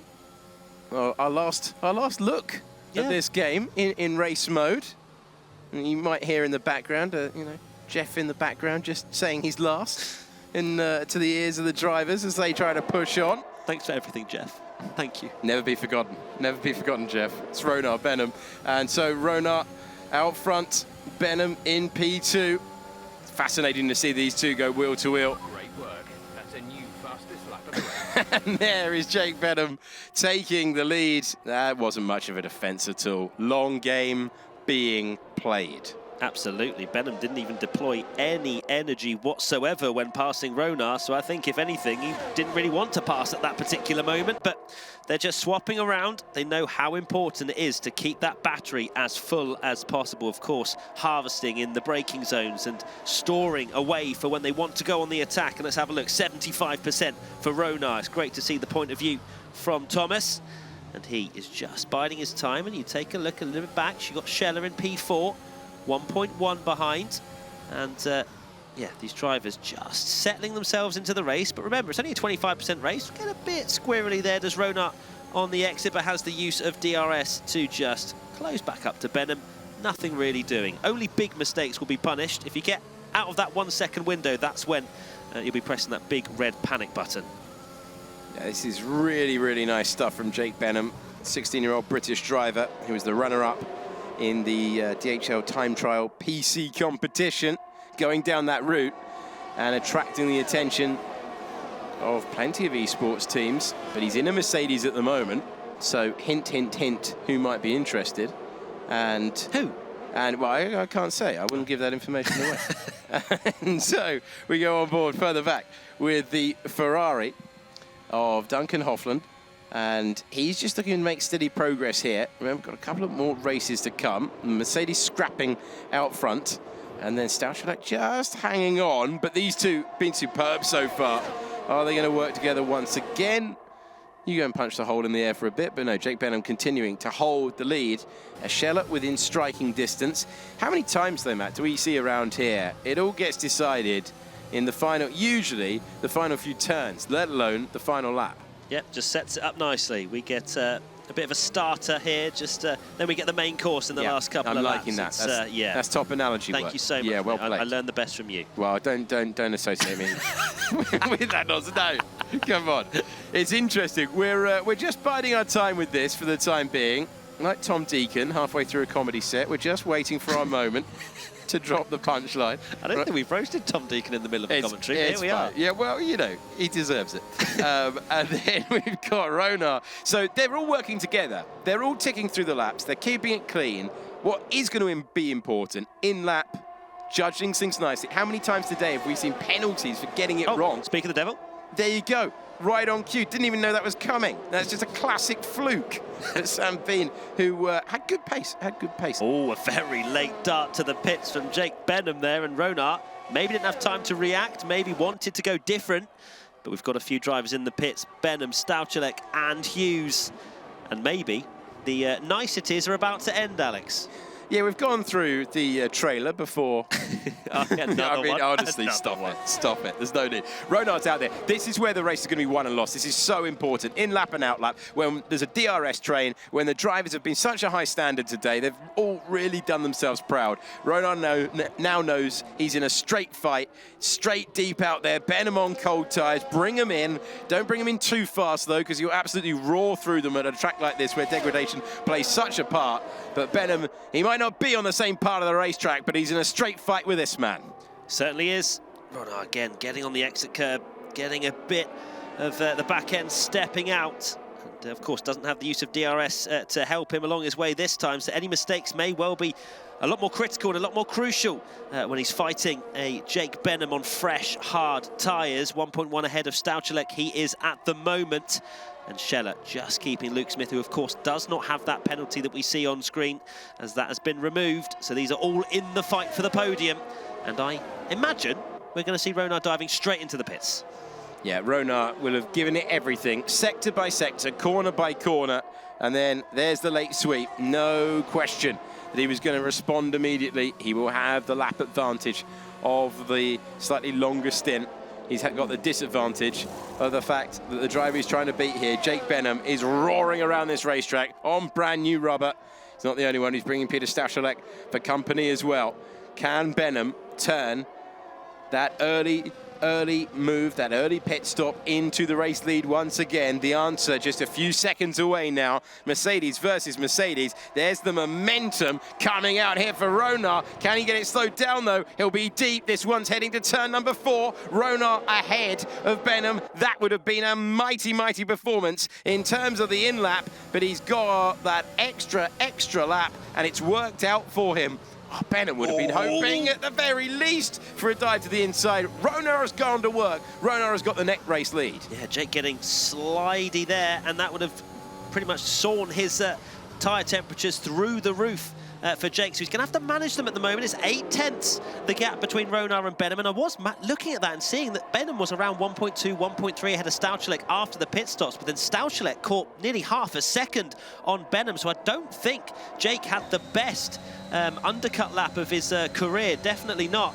And unfortunately for him, he now has 1 lap older tyres than Ronar, and we have 7 laps to go. So you have to say right now, Thomas Ronar is in the pound seats, just has to bed those tyres in and then try to keep Benham behind. But Stachulec looking very, very strong as well. Currently in P5, we're still waiting for a couple of pit stops. Teammate is in the pits, and we will see everyone, and where they filter out, McLean and Norgrove, not really in the hunt at the moment, but once those are done, that is pretty much all the drivers with their mandatory pit stop out the way. So McLean and Norgrove tick the box of coming in and putting a different compounded tyre on the kart. Ronart versus Benham versus Stachulec. Benham's going to have to do it the hard way. He's going to have to make the difference on track, up against Ronart, then fight back, then hope that he's got enough rubber to do so. Absolutely fascinating, though, to see who could deliver there wide as possible into turn 4. Don't extend too far beyond the realms of track limits. We've seen that affect things in the real thing. And they're doing themselves proud at the moment out there. Ronart, Benham, Stachulec, Scheller and Smith. A reminder that Smith is ahead of Hughes on merit. And then it's Hofland, Alder in 8th position, McLean, and then Seriano, who we believe does have a penalty that will apply. And it's not a mistake. We're on board with Luke Smith. We're actually taking a look at Wilson Hughes at the moment in the Williams, just behind Luke Smith, who's got the use of DRS trying to attack Scheller. And then, yeah, they're not too far behind at all, but as we know, it's so difficult to line up a move, especially when you're in a DRS train, when the likes of Luke Smith ahead of you has exactly the same benefits as you do for overtaking. It makes it 10 times as hard. It's nice to take a look at some of the settings that they're running as well. Yeah. With the fuel mix and, you know, plus 1.13 laps. So it's not too bad on the fuel, and 50% front brake bias and stuff like that. You know, when you see the F1 Esports drivers stream, they cover that with their webcam. I wonder why. They keep all of the secrets in their locker. Hours that it takes to perfect this game.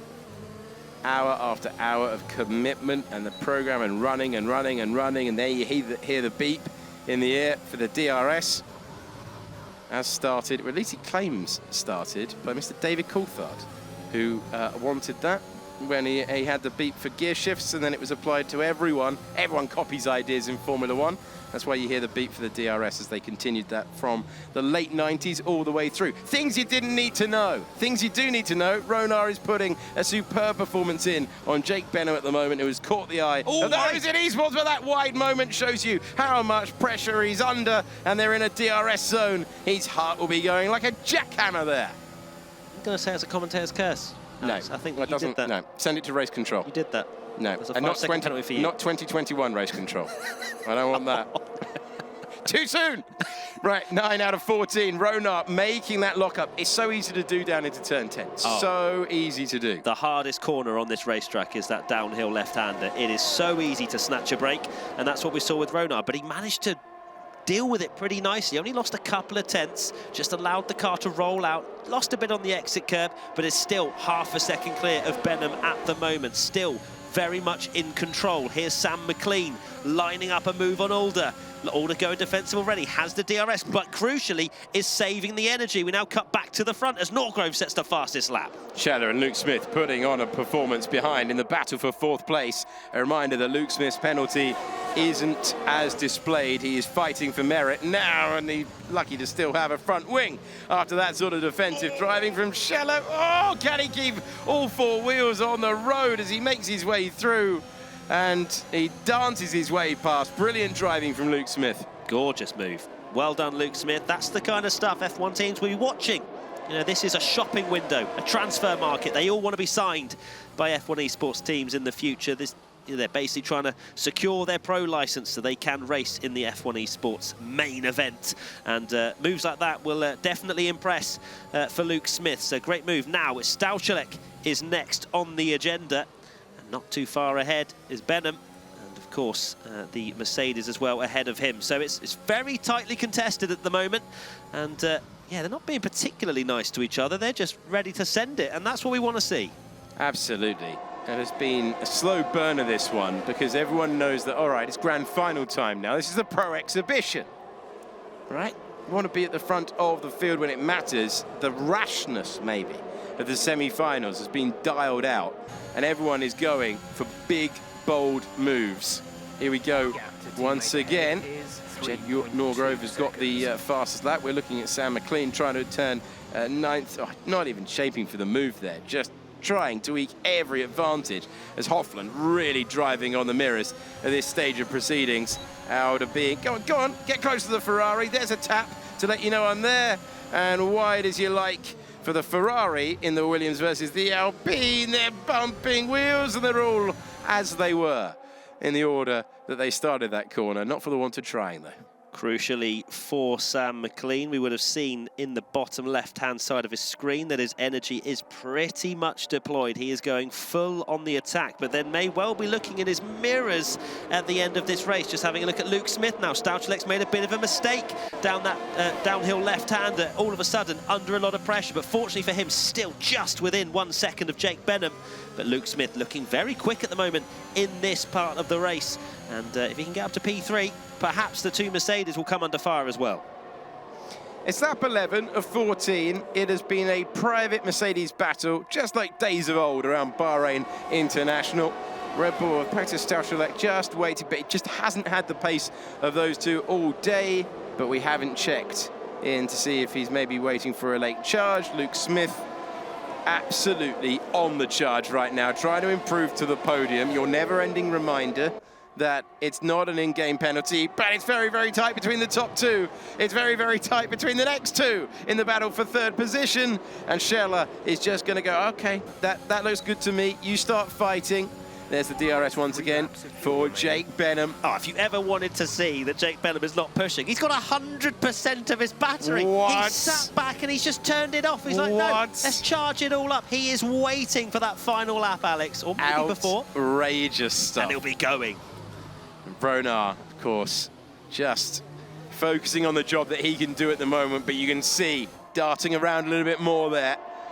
He is going to come under threat. Jake Benham, ice cool to leave that charge at 100 at this stage of the race. Well, when you look, we looked at Sam McLean only a lap or two ago, and he was on about 8%. That just shows the level that Jake Benham is performing at, and I wouldn't be surprised if Ronar's in a very similar position. These two look incredibly quick in this Pro Exhibition.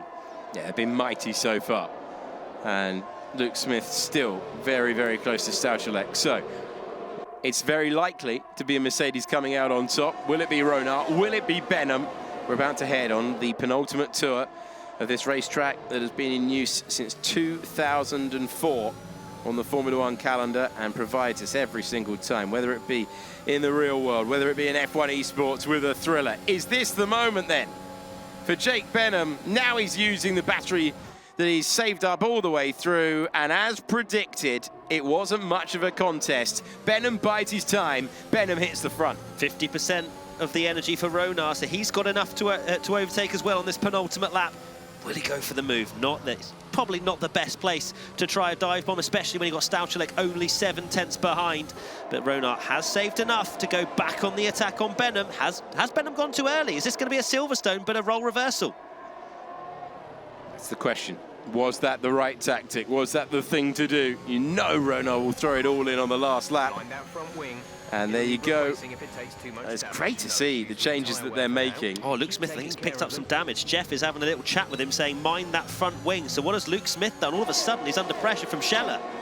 Schmitt, having been on the attack, suddenly looking in the mirrors, having to make adjustments to the car, having to check what sort of damage he's got.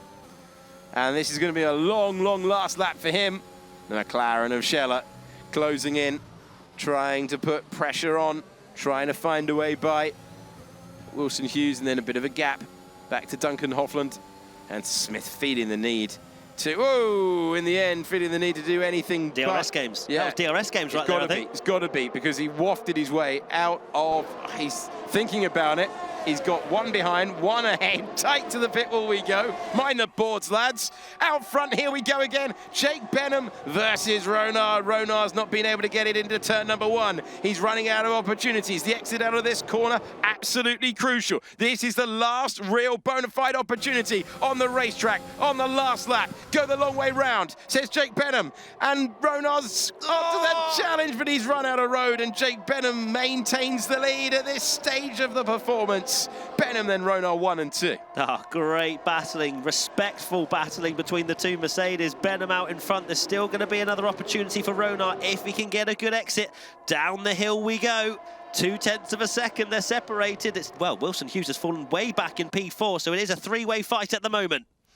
So Wilson Hughes will be pleased with the points haul but will be disappointed. Luke Smith. Oh, here we go. Oh, out front though. There was the chance. Benham on the defensive. Now hammer the battery you've got left. Give it everything.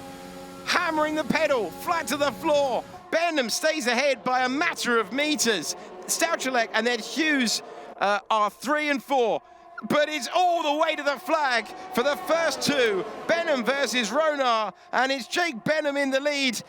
But can he get the exit right now? Can Ronar do anything about it? It's so well timed, nothing between them. Mercedes 1 and 2 with Jake Benham taking the win. That is a stylish contest put on between Benham and Ronar. Jake Benham hangs on. Ronar in second, Stachulec in third position. Hughes was able to get ahead. The tactics did not work out for Sam McLean. What a contest. So a brilliant performance from Jake Benham sees him take the checkered flag and 25 points ahead of Thomas Ronar, completing the podium.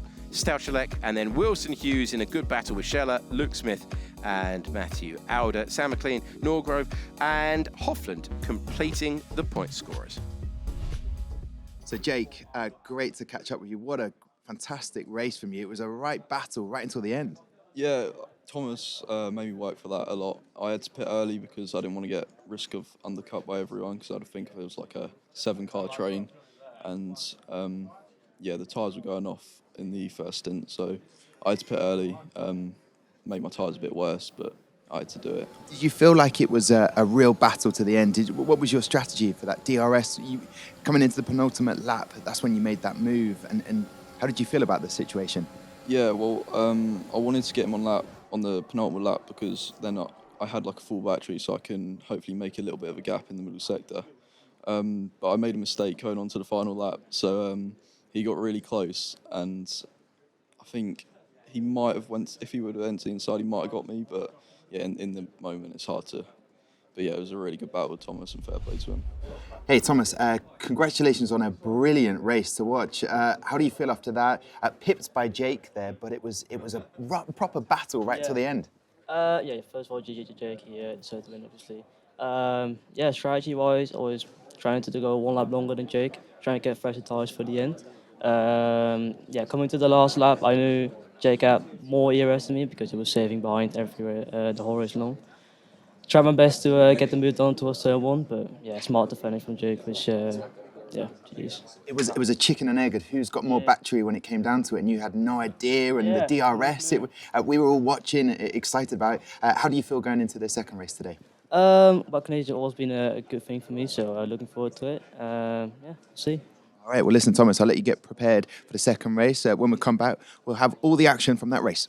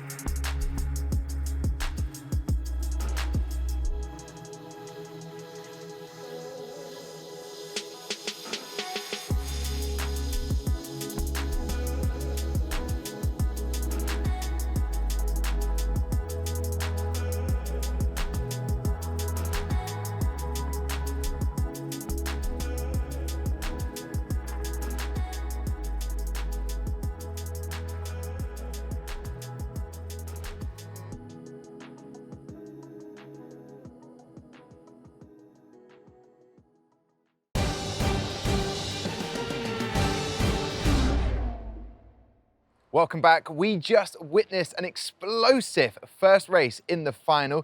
Lucas, it had everything, and it really was a ding-dong battle between those two drivers. Yeah, I mean, firstly, standout performances from Jake Benham and Thomas Rono. I mean, they were simply the class of the field in qualifying, you know, nearly 2 tenths ahead of P3. Both of them very, very close together, performing well under pressure. And yeah, that final couple of laps was absolutely amazing. Different tactics being deployed by both drivers. Jake Benham trying to hold the lead in the last lap, but he only just got away with it because Thomas gave him a really good run for his money, pushed him really hard all the way through the lap, side by side for, you know, multiple corners. It was, yeah, extremely exciting, and genuinely didn't know who was actually going to win. And they came across the line so close, but yeah, congrats to Jake on the win. Yeah, it was very much edge of your seat stuff. You've got a bit of intel on these two drivers when we head to Spa in the wet. What is that intel, Lucas? Yeah, well, funnily enough, Belgium is both of Jake's and Ronor's favourite track, and it's in the wet. So I think if you're ever going to need confidence, it's in the wet. So yeah, certainly a good thing psychologically for both of them going into the next round. I cannot wait to get to the Spa-Francorchamps action. First of all, though, we need to see how the starting grid looks. It is a familiar-looking front row with Thomas Ronar and Jake Benham set to renew their rivalry from Bahrain. Luke Smith continues his good form in qualifying, this time starting from 3rd on the grid. It was a disappointing qualifying for Stachulec, who spun out and will start from last place.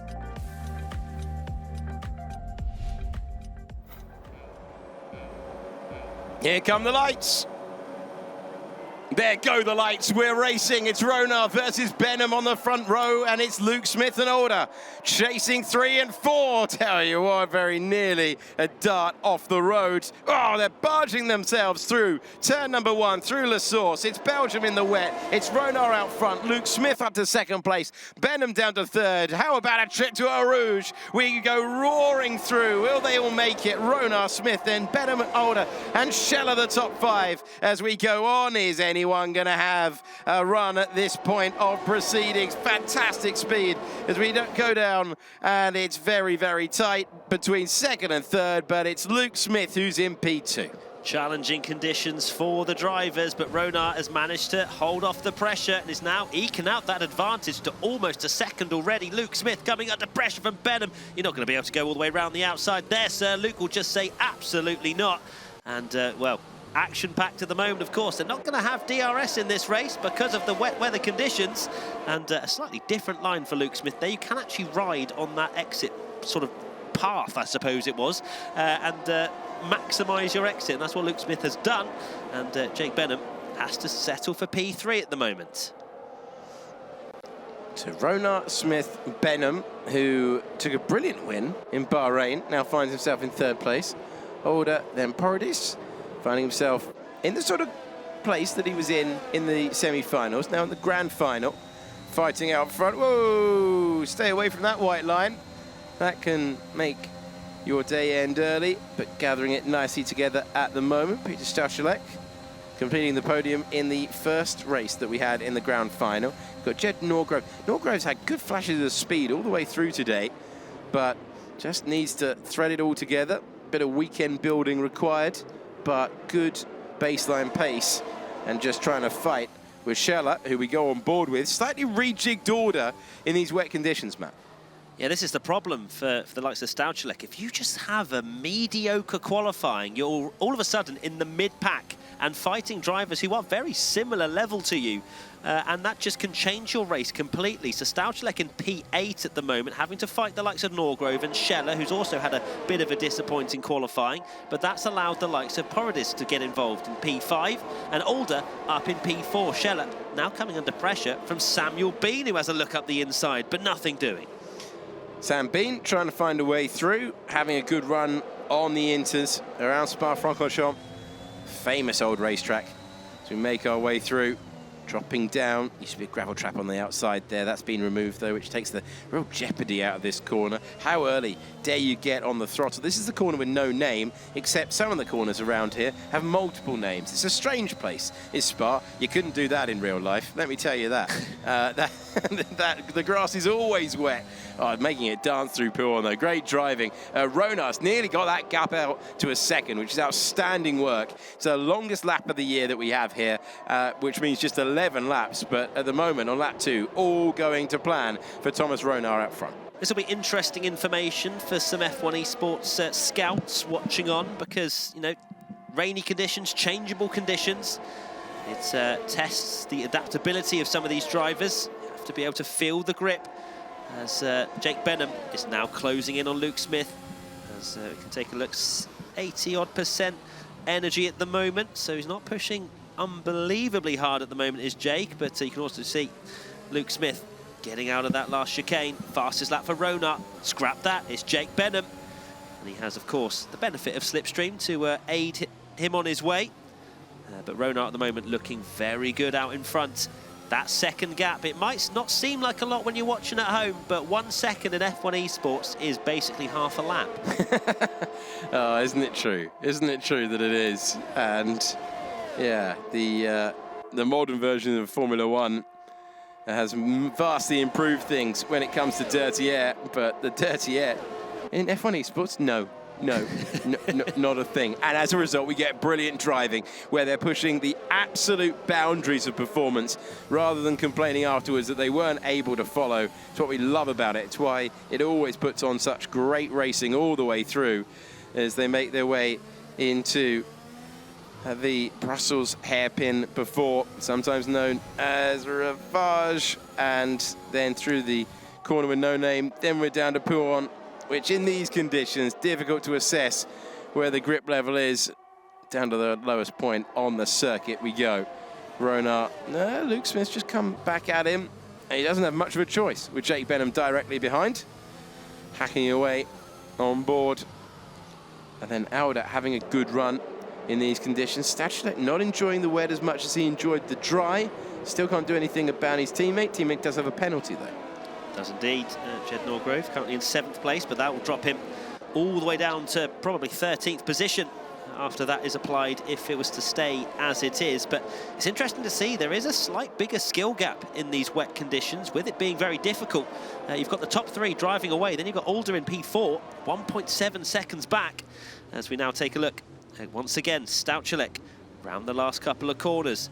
This must be so tantalisingly, just annoying how tantalisingly close he is to the likes of P4 and 5, going round the hairpin now, but can't do anything at the moment. Are the conditions changing? You can still see there's rain on the visor, and Stachulec really struggling at the moment to make any sort of inroads to the cars ahead. I tell you what, this is a big opportunity for Jake Benham this time. We go on board, closer with every metre that he runs. How brave is he feeling? All over the curb. The outside line becomes the inside line, becomes second position. Good driving from both of them, and Smith is not prepared to relinquish the position at this moment in time. And as they go down the hill into Ravage corner, still Smith has kept his foot in. Still, he's kept second place, and Benham has run out of options. Some super 5 corners of brilliance from both of them. There is something I just noticed, which, you know, can't confirm, but I think Ronar did something incredibly cheeky there, where he's looked in his mirror, seen Benham slightly behind Luke Smith, and he drifts over to the middle of the track to give Benham the slipstream to ensure that they go side by side into those next couple of corners. And look at the gap now, 1.3 seconds. It's these tiny nuances that can give you an advantage. You might think, oh, he's trying to help Benham. No, he wasn't. He's trying to help himself. He's now got a bigger gap than he had before. It's worked that really, really nicely. And this is impressive stuff for the driver, who did really incredibly well when it came to that in and out lap in Bahrain. Held position at the front, but then was overtaken late. This time, it's Jake Benham who's trying to do the overtaking. He lets his rival go deep, now tries to switch back. Left, then right, right, then left. Put the power on, and then you find yourself side by side. He's got a good opportunity, but you don't often go around the outside of La Source. So strange territory for him, where he's braving it round there. And then that's going to impact his acceleration. Still these two go corner by corner all the way through. Who's feeling bravest now? As he gets there, he's got the momentum into Eau Rouge, and Jake Benham's up to second. It's not over yet, though. He's got a big old straight to try and defend as well. Jake Benham now 2 seconds behind Ronner. They are fighting far too hard if they want to fight for the victory here. But Luke Schmitt trying to hang it round the outside. Surely not. That's going to be the position for Benham up to P2. Can he launch one? No, he can't. So maybe the last chance there was into turn 9, but yeah, the chance goes. The great move from Jake Benham, who's having a day, enjoying himself out there.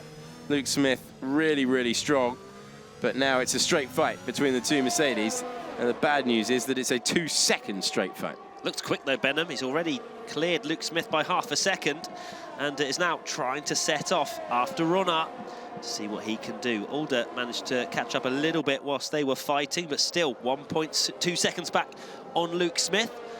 We've got penalties for Norgrove and Sam McLean down in 15th at the moment. It's interesting to see some of the drivers who were looking reasonably good in some of the semi-finals fall back when we get to the grand final, and that's another thing these F1 teams will be measuring. Not just how quick you are over one lap or how quick you are in the semis, but how do you deal with the pressure when we get to the grand final. And for the likes of Benham, it's clearly not paying too much... well, it's just not difficult for him at all, is it? P2 at the moment, 2 seconds back. Ronner and Benham definitely a league of their own at the moment. Jake Benham, interesting character. Doesn't give you too much in terms of full answers. Asked what his standout quality was, he replied, speed. No messing around. His favourite track, Spa. It's all adding up so far. It's all making total sense so far for Jake Benham. And he's 2 seconds behind. If he can get closer without DRS in these conditions and put Ronner under pressure, it'll be a fascinating finish as we tick through to the halfway stage of this one, the middle race of the grand final.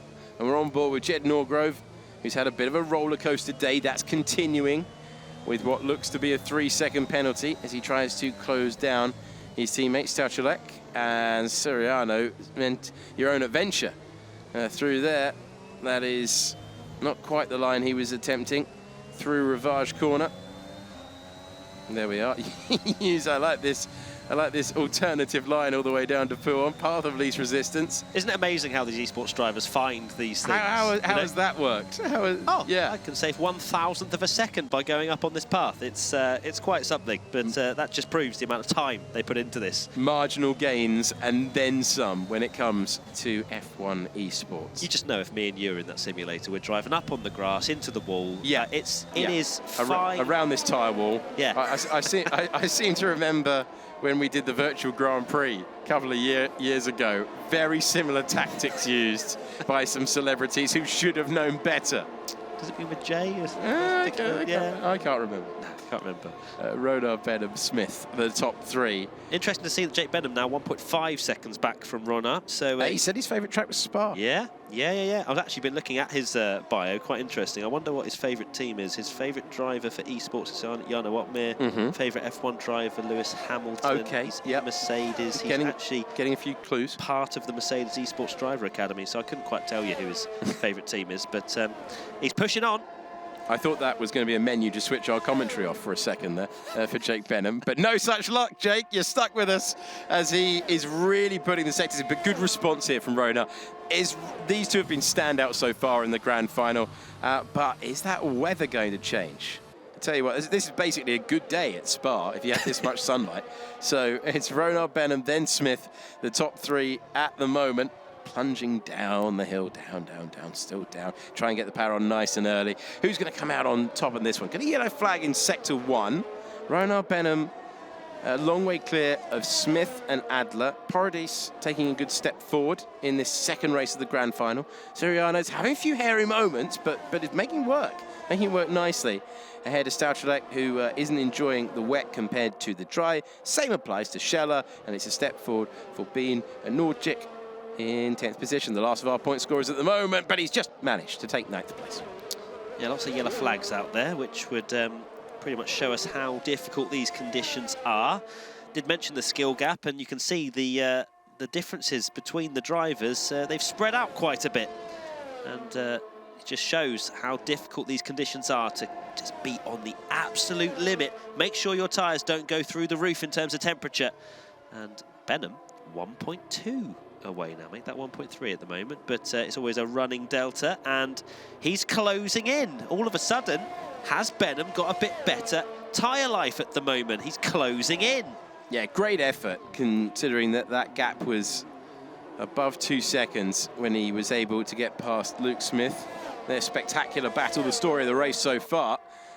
Unless you're Thomas Ronar, in which case you're going, no, no, no, no, no. The story of the race so far is that I've dominated out front, but will that continue all the way to the finish? If that goes under a second, I know we're not in DRS territory, but if that goes under a second, just psychologically, then you're going to begin to believe, then you are loud, you're in your teammates' ears, you're in your teammates' mirrors. It's a different story. We're looking at 4th place man, Matthew Alder, who is chasing down Luke Smith.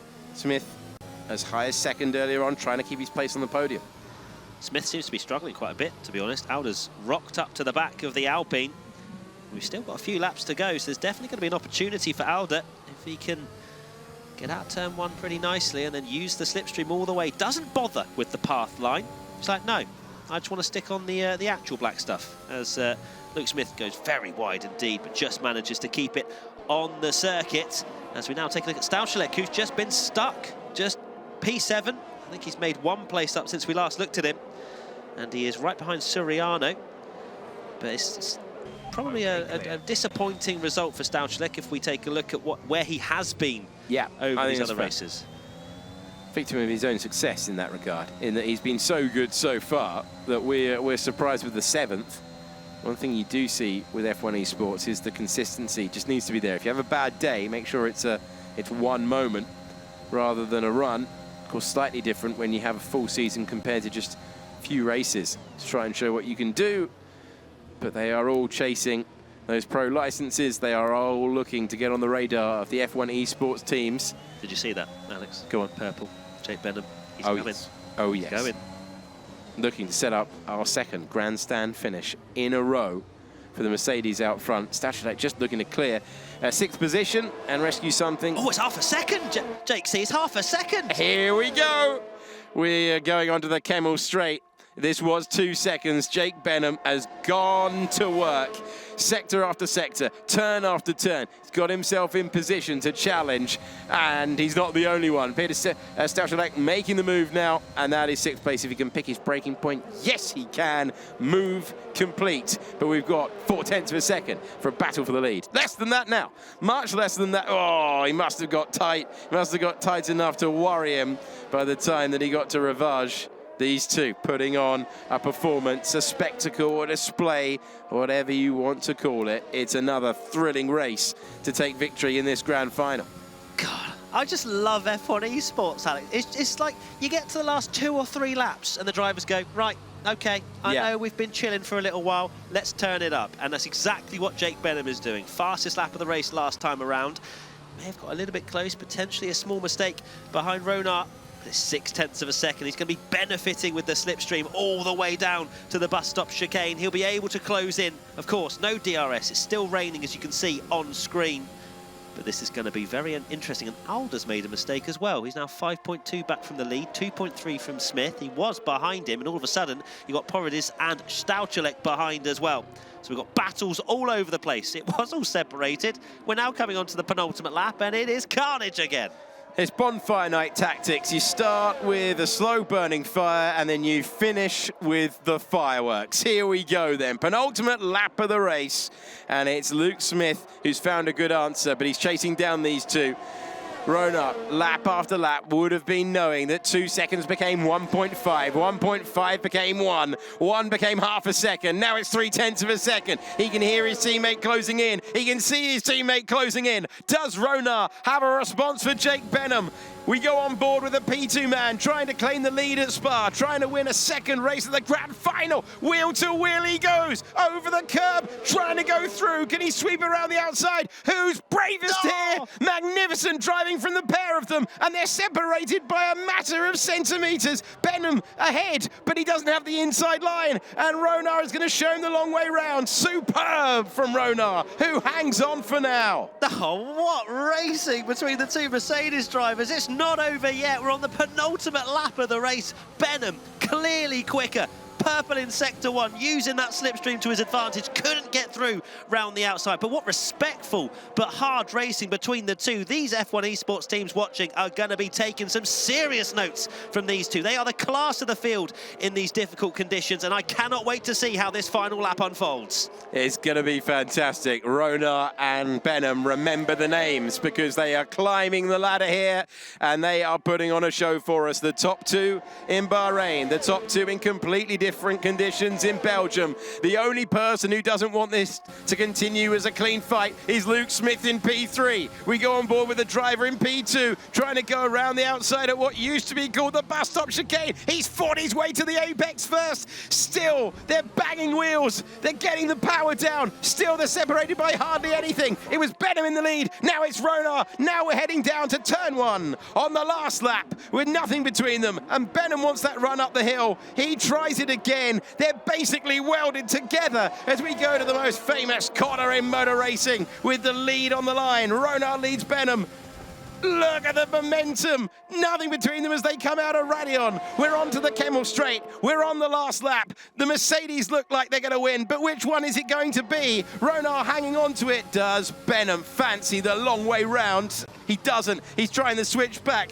Oh, this is absolutely brilliant racing for the pair of them, but it's Ronar who's ahead. This one is not over yet, and there's the defensive move to prove it, and they're scrapping so wildly it's very nearly a 3-car battle, because Luke Smith is closing in all the while, because this has gone corner after corner, but somehow Ronar's still in the lead. I'm watching this just beaming. It's absolutely brilliant racing between Ronar and Benham. There's still going to be another opportunity for Benham. He just couldn't time it right. If anything, he should have just let off the gas a little bit before going through Eau Rouge to then allow the slipstream benefit. Tactics. Yeah, Hamilton tactics. He stayed too close, and that may well give Ronar the victory, but we still have one big old slipstream opportunity ahead of us, and it's about to start now, Alex. It certainly is. You are flat with the performance of your car from this point on, even in these conditions, to the last overtaking spot on the racetrack.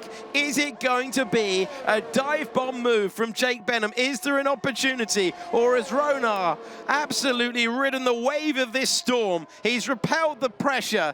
He will be loving every moment of this. It was brilliant from Benham. It was even better from Thomas Ronar, who lights it up over the line and throws it into the wall in celebration, because that's a fine, fine victory. Ronar has beaten Benham, Smith in P3, Alder in P4, Paradis P5, but what a performance from the two Mercedes. It's Thomas Ronar who takes a spectacular win at Spa-Francorchamps ahead of Jake Benham, who the pair of them really putting on a show for us. Then Luke Smith completing the podium. It's Alder, Paradis, and Stachulec, ahead of Siriano, Sala, and Nordic, and Hughes, the last of the point scorers.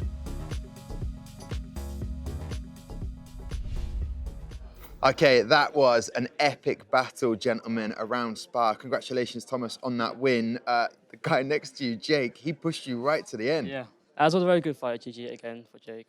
Yeah, on the limit, very hard, fair racing. Yeah, that's what I'm here for. Yeah, and how's the adrenaline? You've calmed down a little bit now, but... I was shaking like a madman, but yeah, kept it clean and yeah, got the win. Yeah, Jake, got the first win in Bahrain, finishing second in Spa. That means neck and neck on points. What are your thoughts right now going into the USA?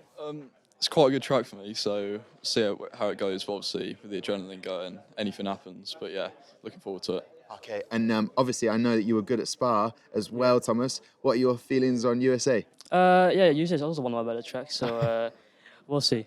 Okay, they love USA is what I'm feeling right now. It's going to be an epic battle, neck and neck on points, level. When we come back, we'll have all the action from our third and final race.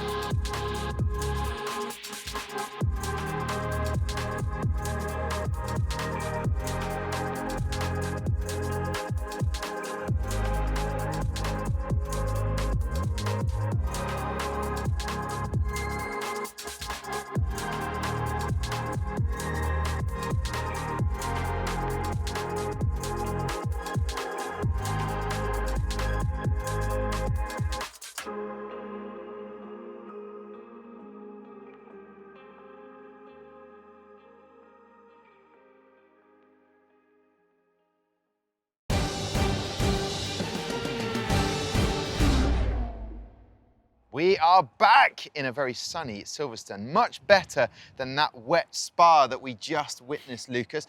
What did you take from that race? I mean, it felt like Bahrain all over again, but just even more extreme. I mean, we had yet another, incredible battle between Jake Benham and Thomas Rona, and yeah, just I don't know how they didn't, eventually shove one of the other off. It was just so hard but fair. And given what's at stake, with the points and trying who's going to win, it was really respectful. And no matter who comes first or second, they're both winning because they're showing to all the F1 teams that they can race hard, they can race fair, but they can race on the limit and not get it wrong. And then that's when the pressure's on. That's what's going to make the difference. Yeah, it is, of course, a showcase. Before we head to that third race from the final, it's a good time to point out that the Pro Exhibition drivers have had a chance to experience all of the fun that Silverstone has to offer. They've done a track walk, they've watched the actual Grand Prix, and they've gone go-karting, where they got to test their mettle against a Pro Championship driver who, and I quote, said, "Oh, if everyone's going go-karting, I want to go."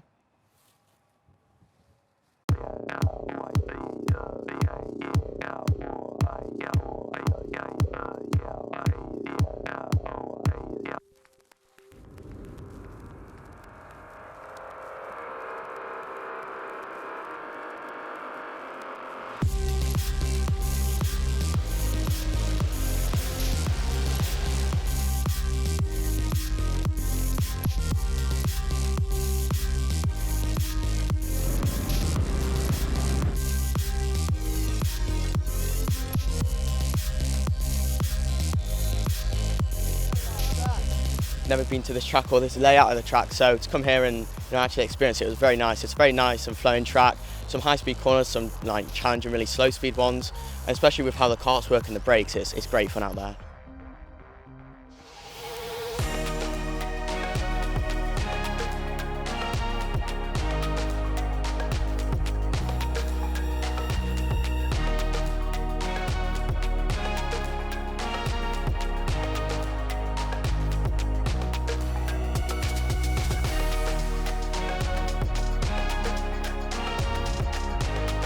I feel like I've learnt a lot. It's been amazing just to get on these rigs and just see how we can do in the game.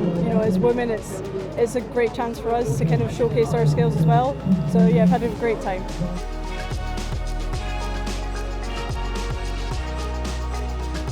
Coming all the way from Brazil to here, it's a 30-hour trip. Yeah, I have already been to the Brazilian Grand Prix twice, but being here in Silverstone is just amazing. It's my favorite track and it has so much history, and just feel amazing to be here to meet all the guys that we have already raced online. So yes, it has been an amazing experience so far. You were really good there. Were you happy with your race? Yeah, it's good fun. Okay, all right, it's time to get back to business. Who will be crowned the F1 Pro Exhibition 2022 champion? Will it be Jake Benham or will it be Thomas Rona? It's time to find out. Thomas Rona claimed a third consecutive pole as he looks to claim the Pro Exhibition title. Luke Smith continued his improvement by qualifying in second. If Jake Benham was going to stop Rona from taking the Pro Exhibition crown, he would have to do something starting from the second row of the grid. Here come the lights at the Circuit of the Americas in Austin, Texas.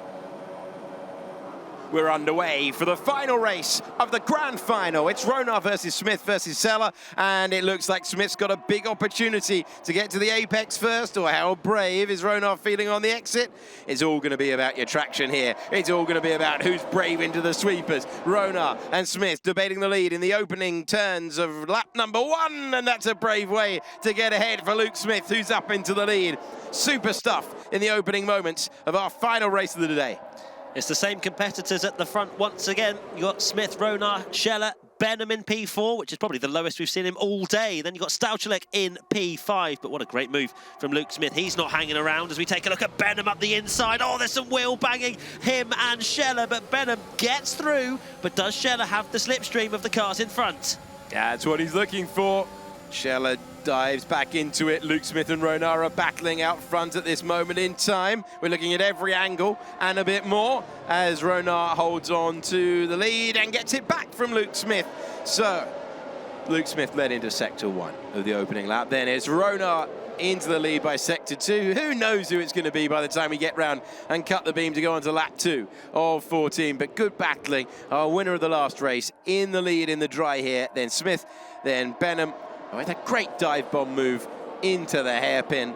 That's nicely done. And Stachulec are watching all of this from 5th place in the Red Bull at the moment. But it's the race lead for the Dutch driver out front, who is over the line to get there. And he has Schmitt and Benham for company. Scheller trying to take a step onto the podium. Fortunately for Stachulec in P5, that's a bit better for him. Clearly struggling a little bit in qualifying. The same can't be said for Ronar, who has been very good in qualifying, especially in this grand final, and that's allowed him to be out in front, commanding this race at the moment. Of course, what a brilliant showdown it was at Spa, where he just about managed to hold on. Can he do it again? He's got Luke Schmitt for company. Dry conditions, very different to what we had in the last race. All of a sudden, Luke Schmitt has made some sort of mistake, I think, and Benham is all over the back of him. Thinks about something there, and slightly strange wheel movements going on for Benham, as he's now coming under pressure from Scheller. You make one small minor mistake, and all of us... Oh, hold on. Jake Benham has left the session. Jake is not in this race anymore. That is such a shame for Jake Benham, who you can see is ghosted there, and it's Luke Schmitt up to 2nd place, Scheller up to 3rd. Stachulec now in 4th. Wilson Hughes, potentially with the best name of the drivers in this field. I know we're not looking there at this moment in time, but it's a strong name, Wilson Hughes. And Alex Jakes, I think, is better. Oh, well, you're too kind, Matt Gallagher. I mean, yours is also great. Sorry, we've wandered down a classic esports path there. Ronar has the lead. Crucially, it's very nearly up to a 2nd. Fastest lap again. 2 from 2 from him in that department. But what a shame for Jake Benham, who has been a star today. Yeah, we've been robbed of another showdown, I think. Benham was looking fast. He was right behind Luke Schmitt. Fortunately for him, the teams will still see this performance as very positive for Jake. And fingers crossed we'll see him racing again soon. Of course, his AI is currently being the car driving around the track at the moment. But of course, we're now looking at Luke Schmitt. Crucially, he has to stay within that 1 second. It is now over 1 second. Luke really struggling in that first sector, it has to be said. And all of a sudden, it's 1.2 the gap between Ronar and Schmitt. And Scheller will have the use of DRS, half a second back. May not be close enough this time, but Luke Schmitt really under pressure. Really is. Here's the move from easy. the McLaren. Easy. And tick box stuff. Push button. Easy. Go through and up to 2nd place. And what can Christoph Scheller do about Thomas Ronar out front? That's the question now. 1.1 seconds, so the next sectors of his race, vitally important. He's also got that option with the strategy of going hyper-aggressive as well. No need to worry about 2nd place at all. Just going for standout wins in the grand final. And then you've got Wilson Hughes, Jed Norgrove, Sam McLean, and the Jake Benham still being run by the AI. And talking of aggressive moves, we saw one there from Stachulec, who has come to the pits, and he's going to put pressure, at least in terms of strategy, on Ronar and Scheller ahead. Yeah, early pit stop, wanted to go different to the cars ahead. Because of course, in this in F1 Esports, it's very difficult to make up positions in a DRS train, so he's going for something a little bit different, trying to boost himself up the field. As we take a look at, as said by Alex Jakes, the best name on the grid, Wilson Hughes in P4. Jordan Poland, another strong name, out of the race. DNF, that is unfortunate for Poland. Sounded like Eurovision for a second there. No points. Nil point. That's a shame. That's a shame for both of them. 14 laps on the board. Ronar was very, very strong in Spa. It will certainly be helped by Luke Smith and Christoph Zeller just swapping positions time and time again. This time it's Smith. Whoa, hang on there. Didn't think he was making that corner, but he is. And now he is the lead of these two drivers in second place. So a lot of pace. Can he get up to the back of the Mercedes, who is going to take the most points if it stands, if it finishes like this in our grand final? So the DRS is incredibly powerful, it seems, between Smith and Scheller, and they are just almost working together, if anything. And, well, that's just ended because Smith is into the pits for an undercut. He knows it is crucial to get within the DRS. He wasn't there behind Ronar, but maybe an undercut, maybe some fresh tyres is going to allow for that 1 second gap to be cut into. As we now take a look at Ronar. He's been really impressive today, it has to be said. May not have had the ultimate pace over Benham, but it feels like we've been saying insert driver name here is trying to catch Ronar. So that's really, really impressive. And the qualifying especially has been great. As we now take a look at Nordic, who's also been pretty impressive in this grand final. And Samuel Bean, great to see him at the front. We've not really seen too much of him in this grand final, but P4 at the moment and trying to hold on to it. Wonderful sound of it as Samuel Bean is being chased down by Nordic at the hairpin, where we saw one of the moves earlier on from Jake Benham. And just pulling out and waiting. It's a long, long back straight here, past the wheel on the left-hand side, past the viewing tower. And before you worry about any of the scenery, you've got to deal with your braking point. Man, it's late on the brakes into that turn.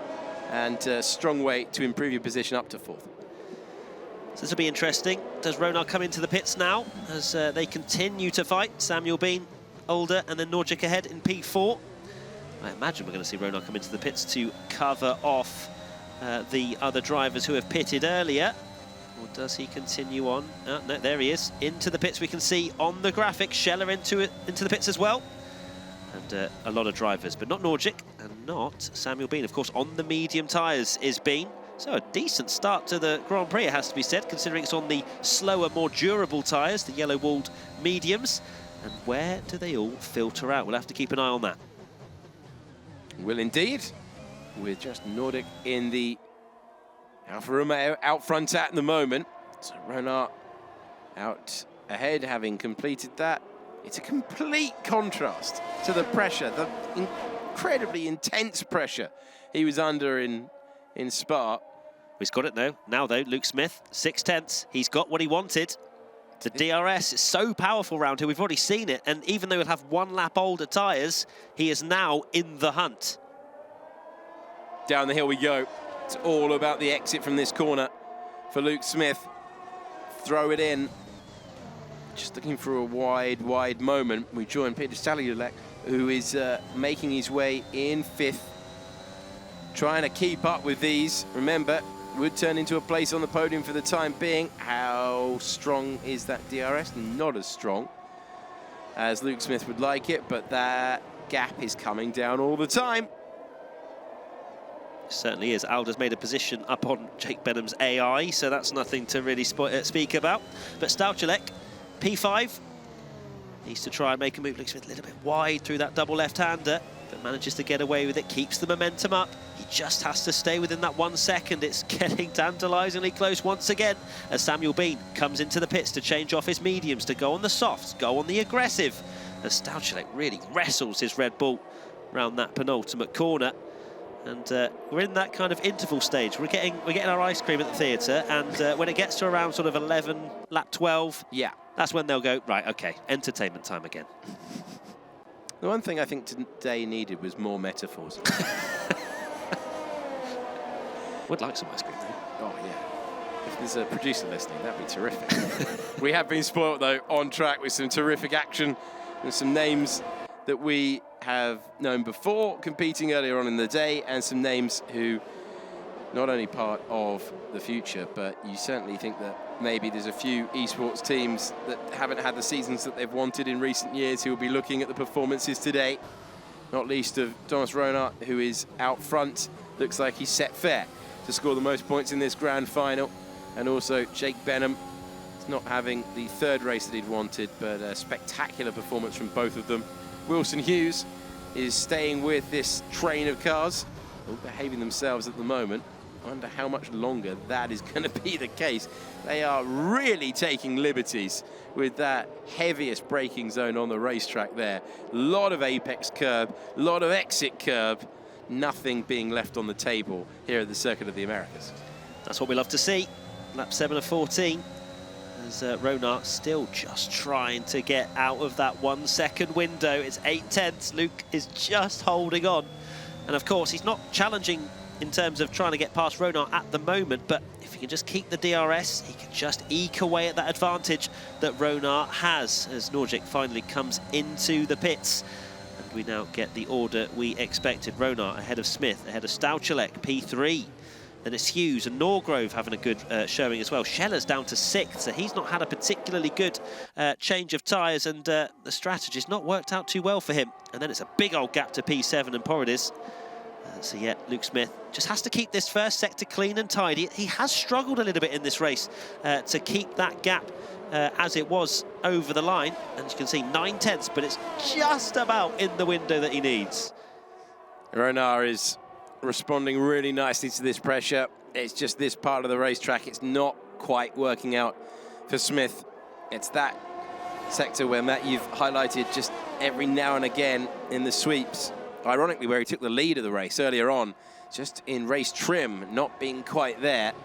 But does he have a late attack for us? With the DRS keeping him in play for the time being. It's one lock-up, it's one wide moment, and it all slips through your fingers. That's the pressure that they're all racing on, as Sam Bean gets a 3-second time penalty for multiple warnings of extending off the racetrack.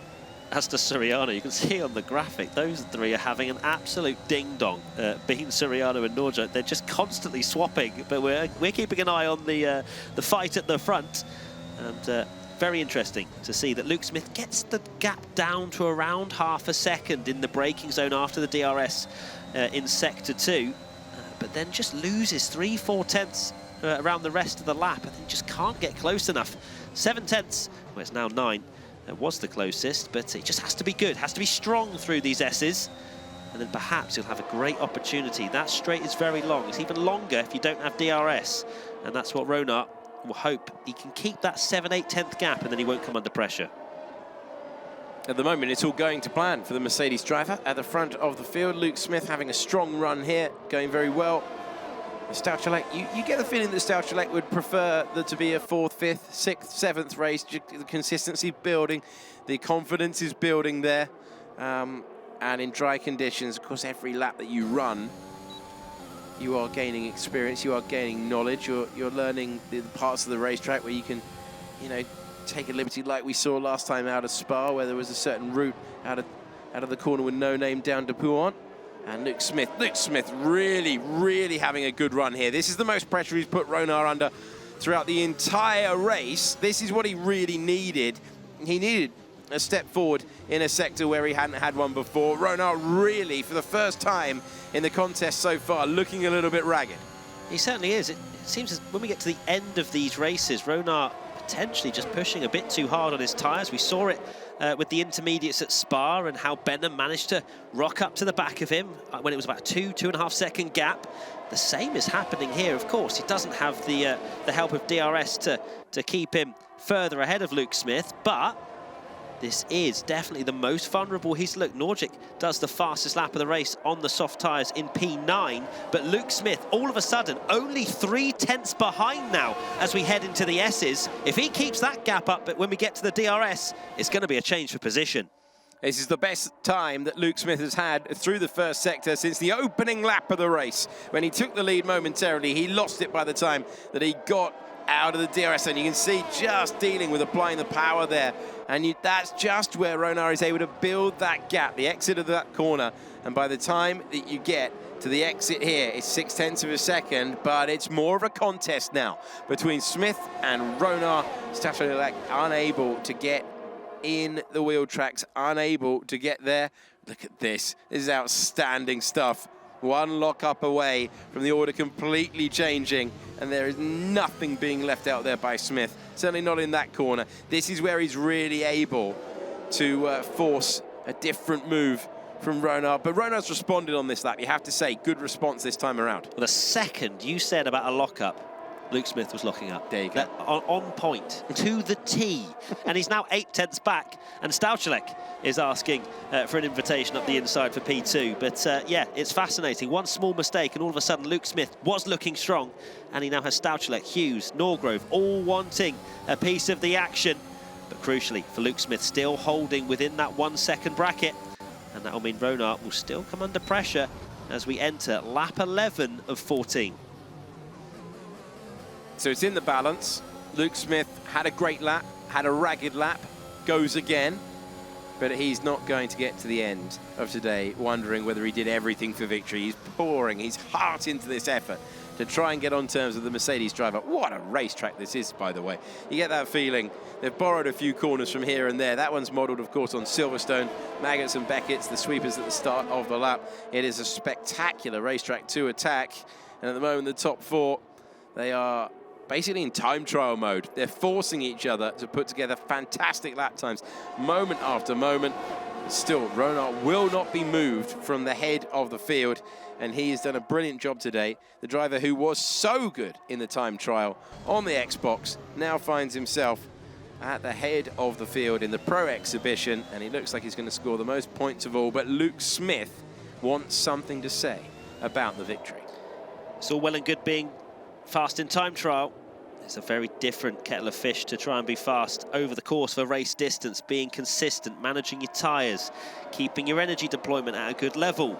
There's so much going on for these drivers, and Ronar is holding on at the moment, but one small error, just one tiny little, just the door opening a tiny bit. Luke Smith will try and dive through it, but 0.7 of a second, DRS wide open down towards turn 1 as well, and Luke Smith now half a second back. If he has a good first sector, Ronar goes from, okay, I'm chill, I'm going to win this race, to under pressure, half a second. Luke Smith just has to, he hasn't been that great under traction. That's what I've noticed, especially out of the hairpin. Can he get a good run? This is so important. You just see the wide sweep there, slightly different. I think they're attacking these corners slightly differently. It's the exit of this one that is crucial. Avoids the correction there. But you can see that gap's gone up to 0.7 of a second. Slightly different variation in line from Ronar, and it's protecting him where he needs it most. It is indeed. 0.7. He'll be very happy with that if he comes down this long straight with the DRS open, that Luke Smith won't have an opportunity. I think the magic window is anything after under half a second as they come out of the hairpin, and as you can see, Luke Smith still 0.3 back as they enter the braking zone, and Stachulec, Hughes, Norgrove, they're all waiting for something as well. This isn't a two-driver race, there's 5 of them involved in this, which is just typical F1 Esports. That's just a normal day at the office for anyone watching. Absolutely the case. The two alphas not separated by much at all as they make their way through. It's Paradis ahead of Nordic at the moment, and a little tap between the pair of them, which shows you how much pace Nordic has at this moment in time. In Nordic, you have to be quite careful nudging your teammate with the damage settings. That can easily pick up a little bit of damage as his teammate, not technically his teammate, just in the same car, gets all out of shape round the final corner, and that is a very easy move up the inside. But I wonder if that was just, hey, you can go through, I'll have the DRS for the longer straight after these S's. But Luke Smith, once again, close through here. Can he get it right? That's the question. That's the question. So this is where they're all fairly even here, but look at the gap. Just incrementally goes up by about 1/10 through that corner. That has been the defining corner for Ronar. When they get down to the hairpin, it's level, and by the time you get to the exit... All closer now though, half a second. It was good from Luke Smith through there. It was really, really strong. So he knows what he's got to do. He knows the question he's being asked. He's just been trying to answer it for the better part of the last 10 minutes or so. First time we've seen a dart to the inside. He knows he's got one last lap after this one to do something about the race leader. I love the way your intonation changed just that tiny bit when you thought the dive bomb was coming out. I thought exactly the same. Maybe there was an opportunity there for Luke, but he thought better of it, but he's going to only have one more attempt as Ronar has kept his cool for now. When he enters the final lap, will he be able to do it? It's all going to come down to that first sector. It's all going to come down to the sweepers and then the performance. How much curb are you going to take? We're on to the 14th and last lap of a race that has been simmering along, but realistically, we've been waiting for this lap for it to come to the boil. There are 3 drivers behind who are watching on, hoping that something goes wrong between Smith and Ronar, and Smith has been trying. He'll be sitting in the seat, he'll be sweating, he'll be exhausted, and he's looking for the first sector of his life right now as he tries to take it. Look, he's tight through there, and Ronar sweeping in from a slightly different angle. It allows him to go tighter here. What's it like on the exit? He's being very, very careful. That's irrelevant. Ignore that at the top of the screen. Ronar, does he make the corner in the way that he wanted to? Inch perfect stuff from the Dutch driver in the lead. It's half a second though. We were close to dive bombs before. That was the penultimate lap. We're on the final tour now. Does Luke Smith risk it? All the time they're battling. Luke Smith's going to the inside and taking the lead of the race. He's bided his time perfectly, but even better is Ronar, who positions his car absolutely brilliantly side by side for the lead of the race on the last lap through the final sector. The switchback, they're jousting all the way to the end there. He's off the road as he maintains the lead. They'll be complaining about it, but it's Ronar who's got the lead. They're still going at it. This is absolutely extraordinary. Luke Smith's done it. Luke Smith's found a way, and Luke Smith is going to win. Absolutely box office at the end of the second of the Americas. Luke Smith takes the checkered flag. He's won the final race of the grand final. He's beaten Thomas Ronar. And that Stachulec completes the podium. But how about that from Luke Smith? That was phenomenal. Awesome. To time that perfectly. Brilliant stuff.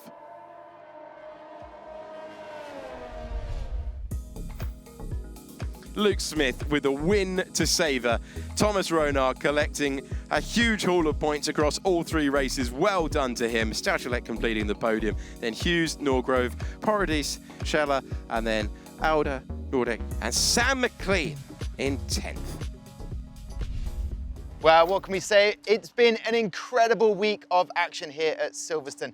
All of the drivers have shown their passion, determination, and most of all, their talent. So I'd like to say a massive congratulations to all of the drivers behind me. However, there can only be one F1 Pro Exhibition 2022 presented by Aramco champion, and that is Thomas Ronar. Well done, man. Well, they have put 2 Thomases in one place at the F1 Pro Exhibition, but one of them is a champion. Thomas, congratulations. How does it feel to be the champion? Yeah, it still needs to, sink in, but yeah, extremely happy to even be here. But to be the winner of the exhibition, yeah, it's a really, really cool feeling. Yeah. And what did it mean to you to get this opportunity, but also to win it? It's a thing that will be in my mind for the rest of my life for sure. Be working for this the past 2-3 years. Sweating every day, trying to get even quicker than I already am. Yeah, it's really nice. So it's amazing when a dream comes to fruition and it happens. But what was the competition like? There's a lot of drivers with a lot of talent. Yeah. How did you excel just that extra amount? Always practice is key, and I guess perform under the pressure is a thing that's really important. But yeah, the competition there is really, really high, and it was very, very tough out there, but yeah, really happy. Yeah. And in terms of your future now in esports and hopefully getting noticed by the F1 teams out there, what's your hopes? A seat next season. That's it. There you go. You heard it from Thomas Ronar. Once again, congratulations on this amazing achievement. Thank you.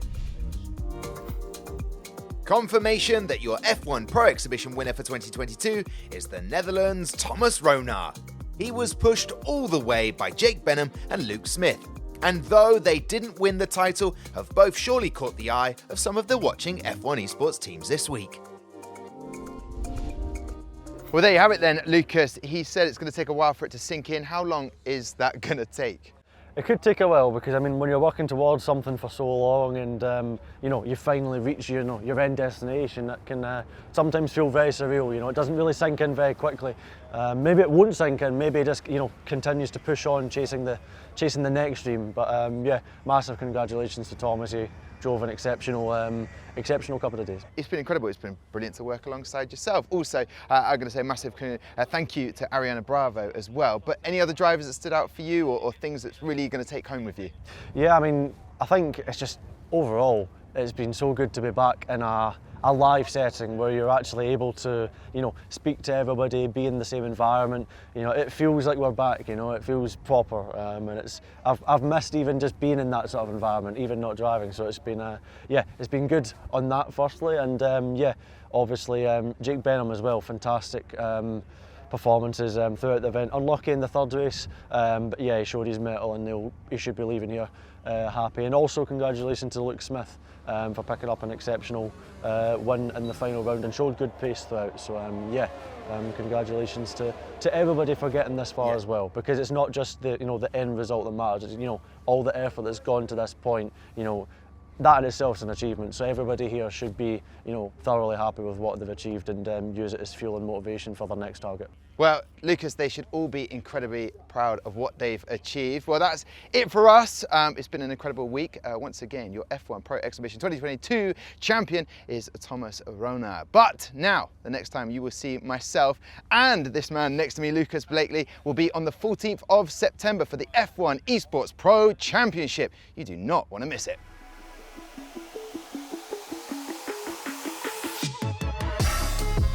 We're underway. And she's done it again. Long road to qualifying to get here, to get yourself on the radar.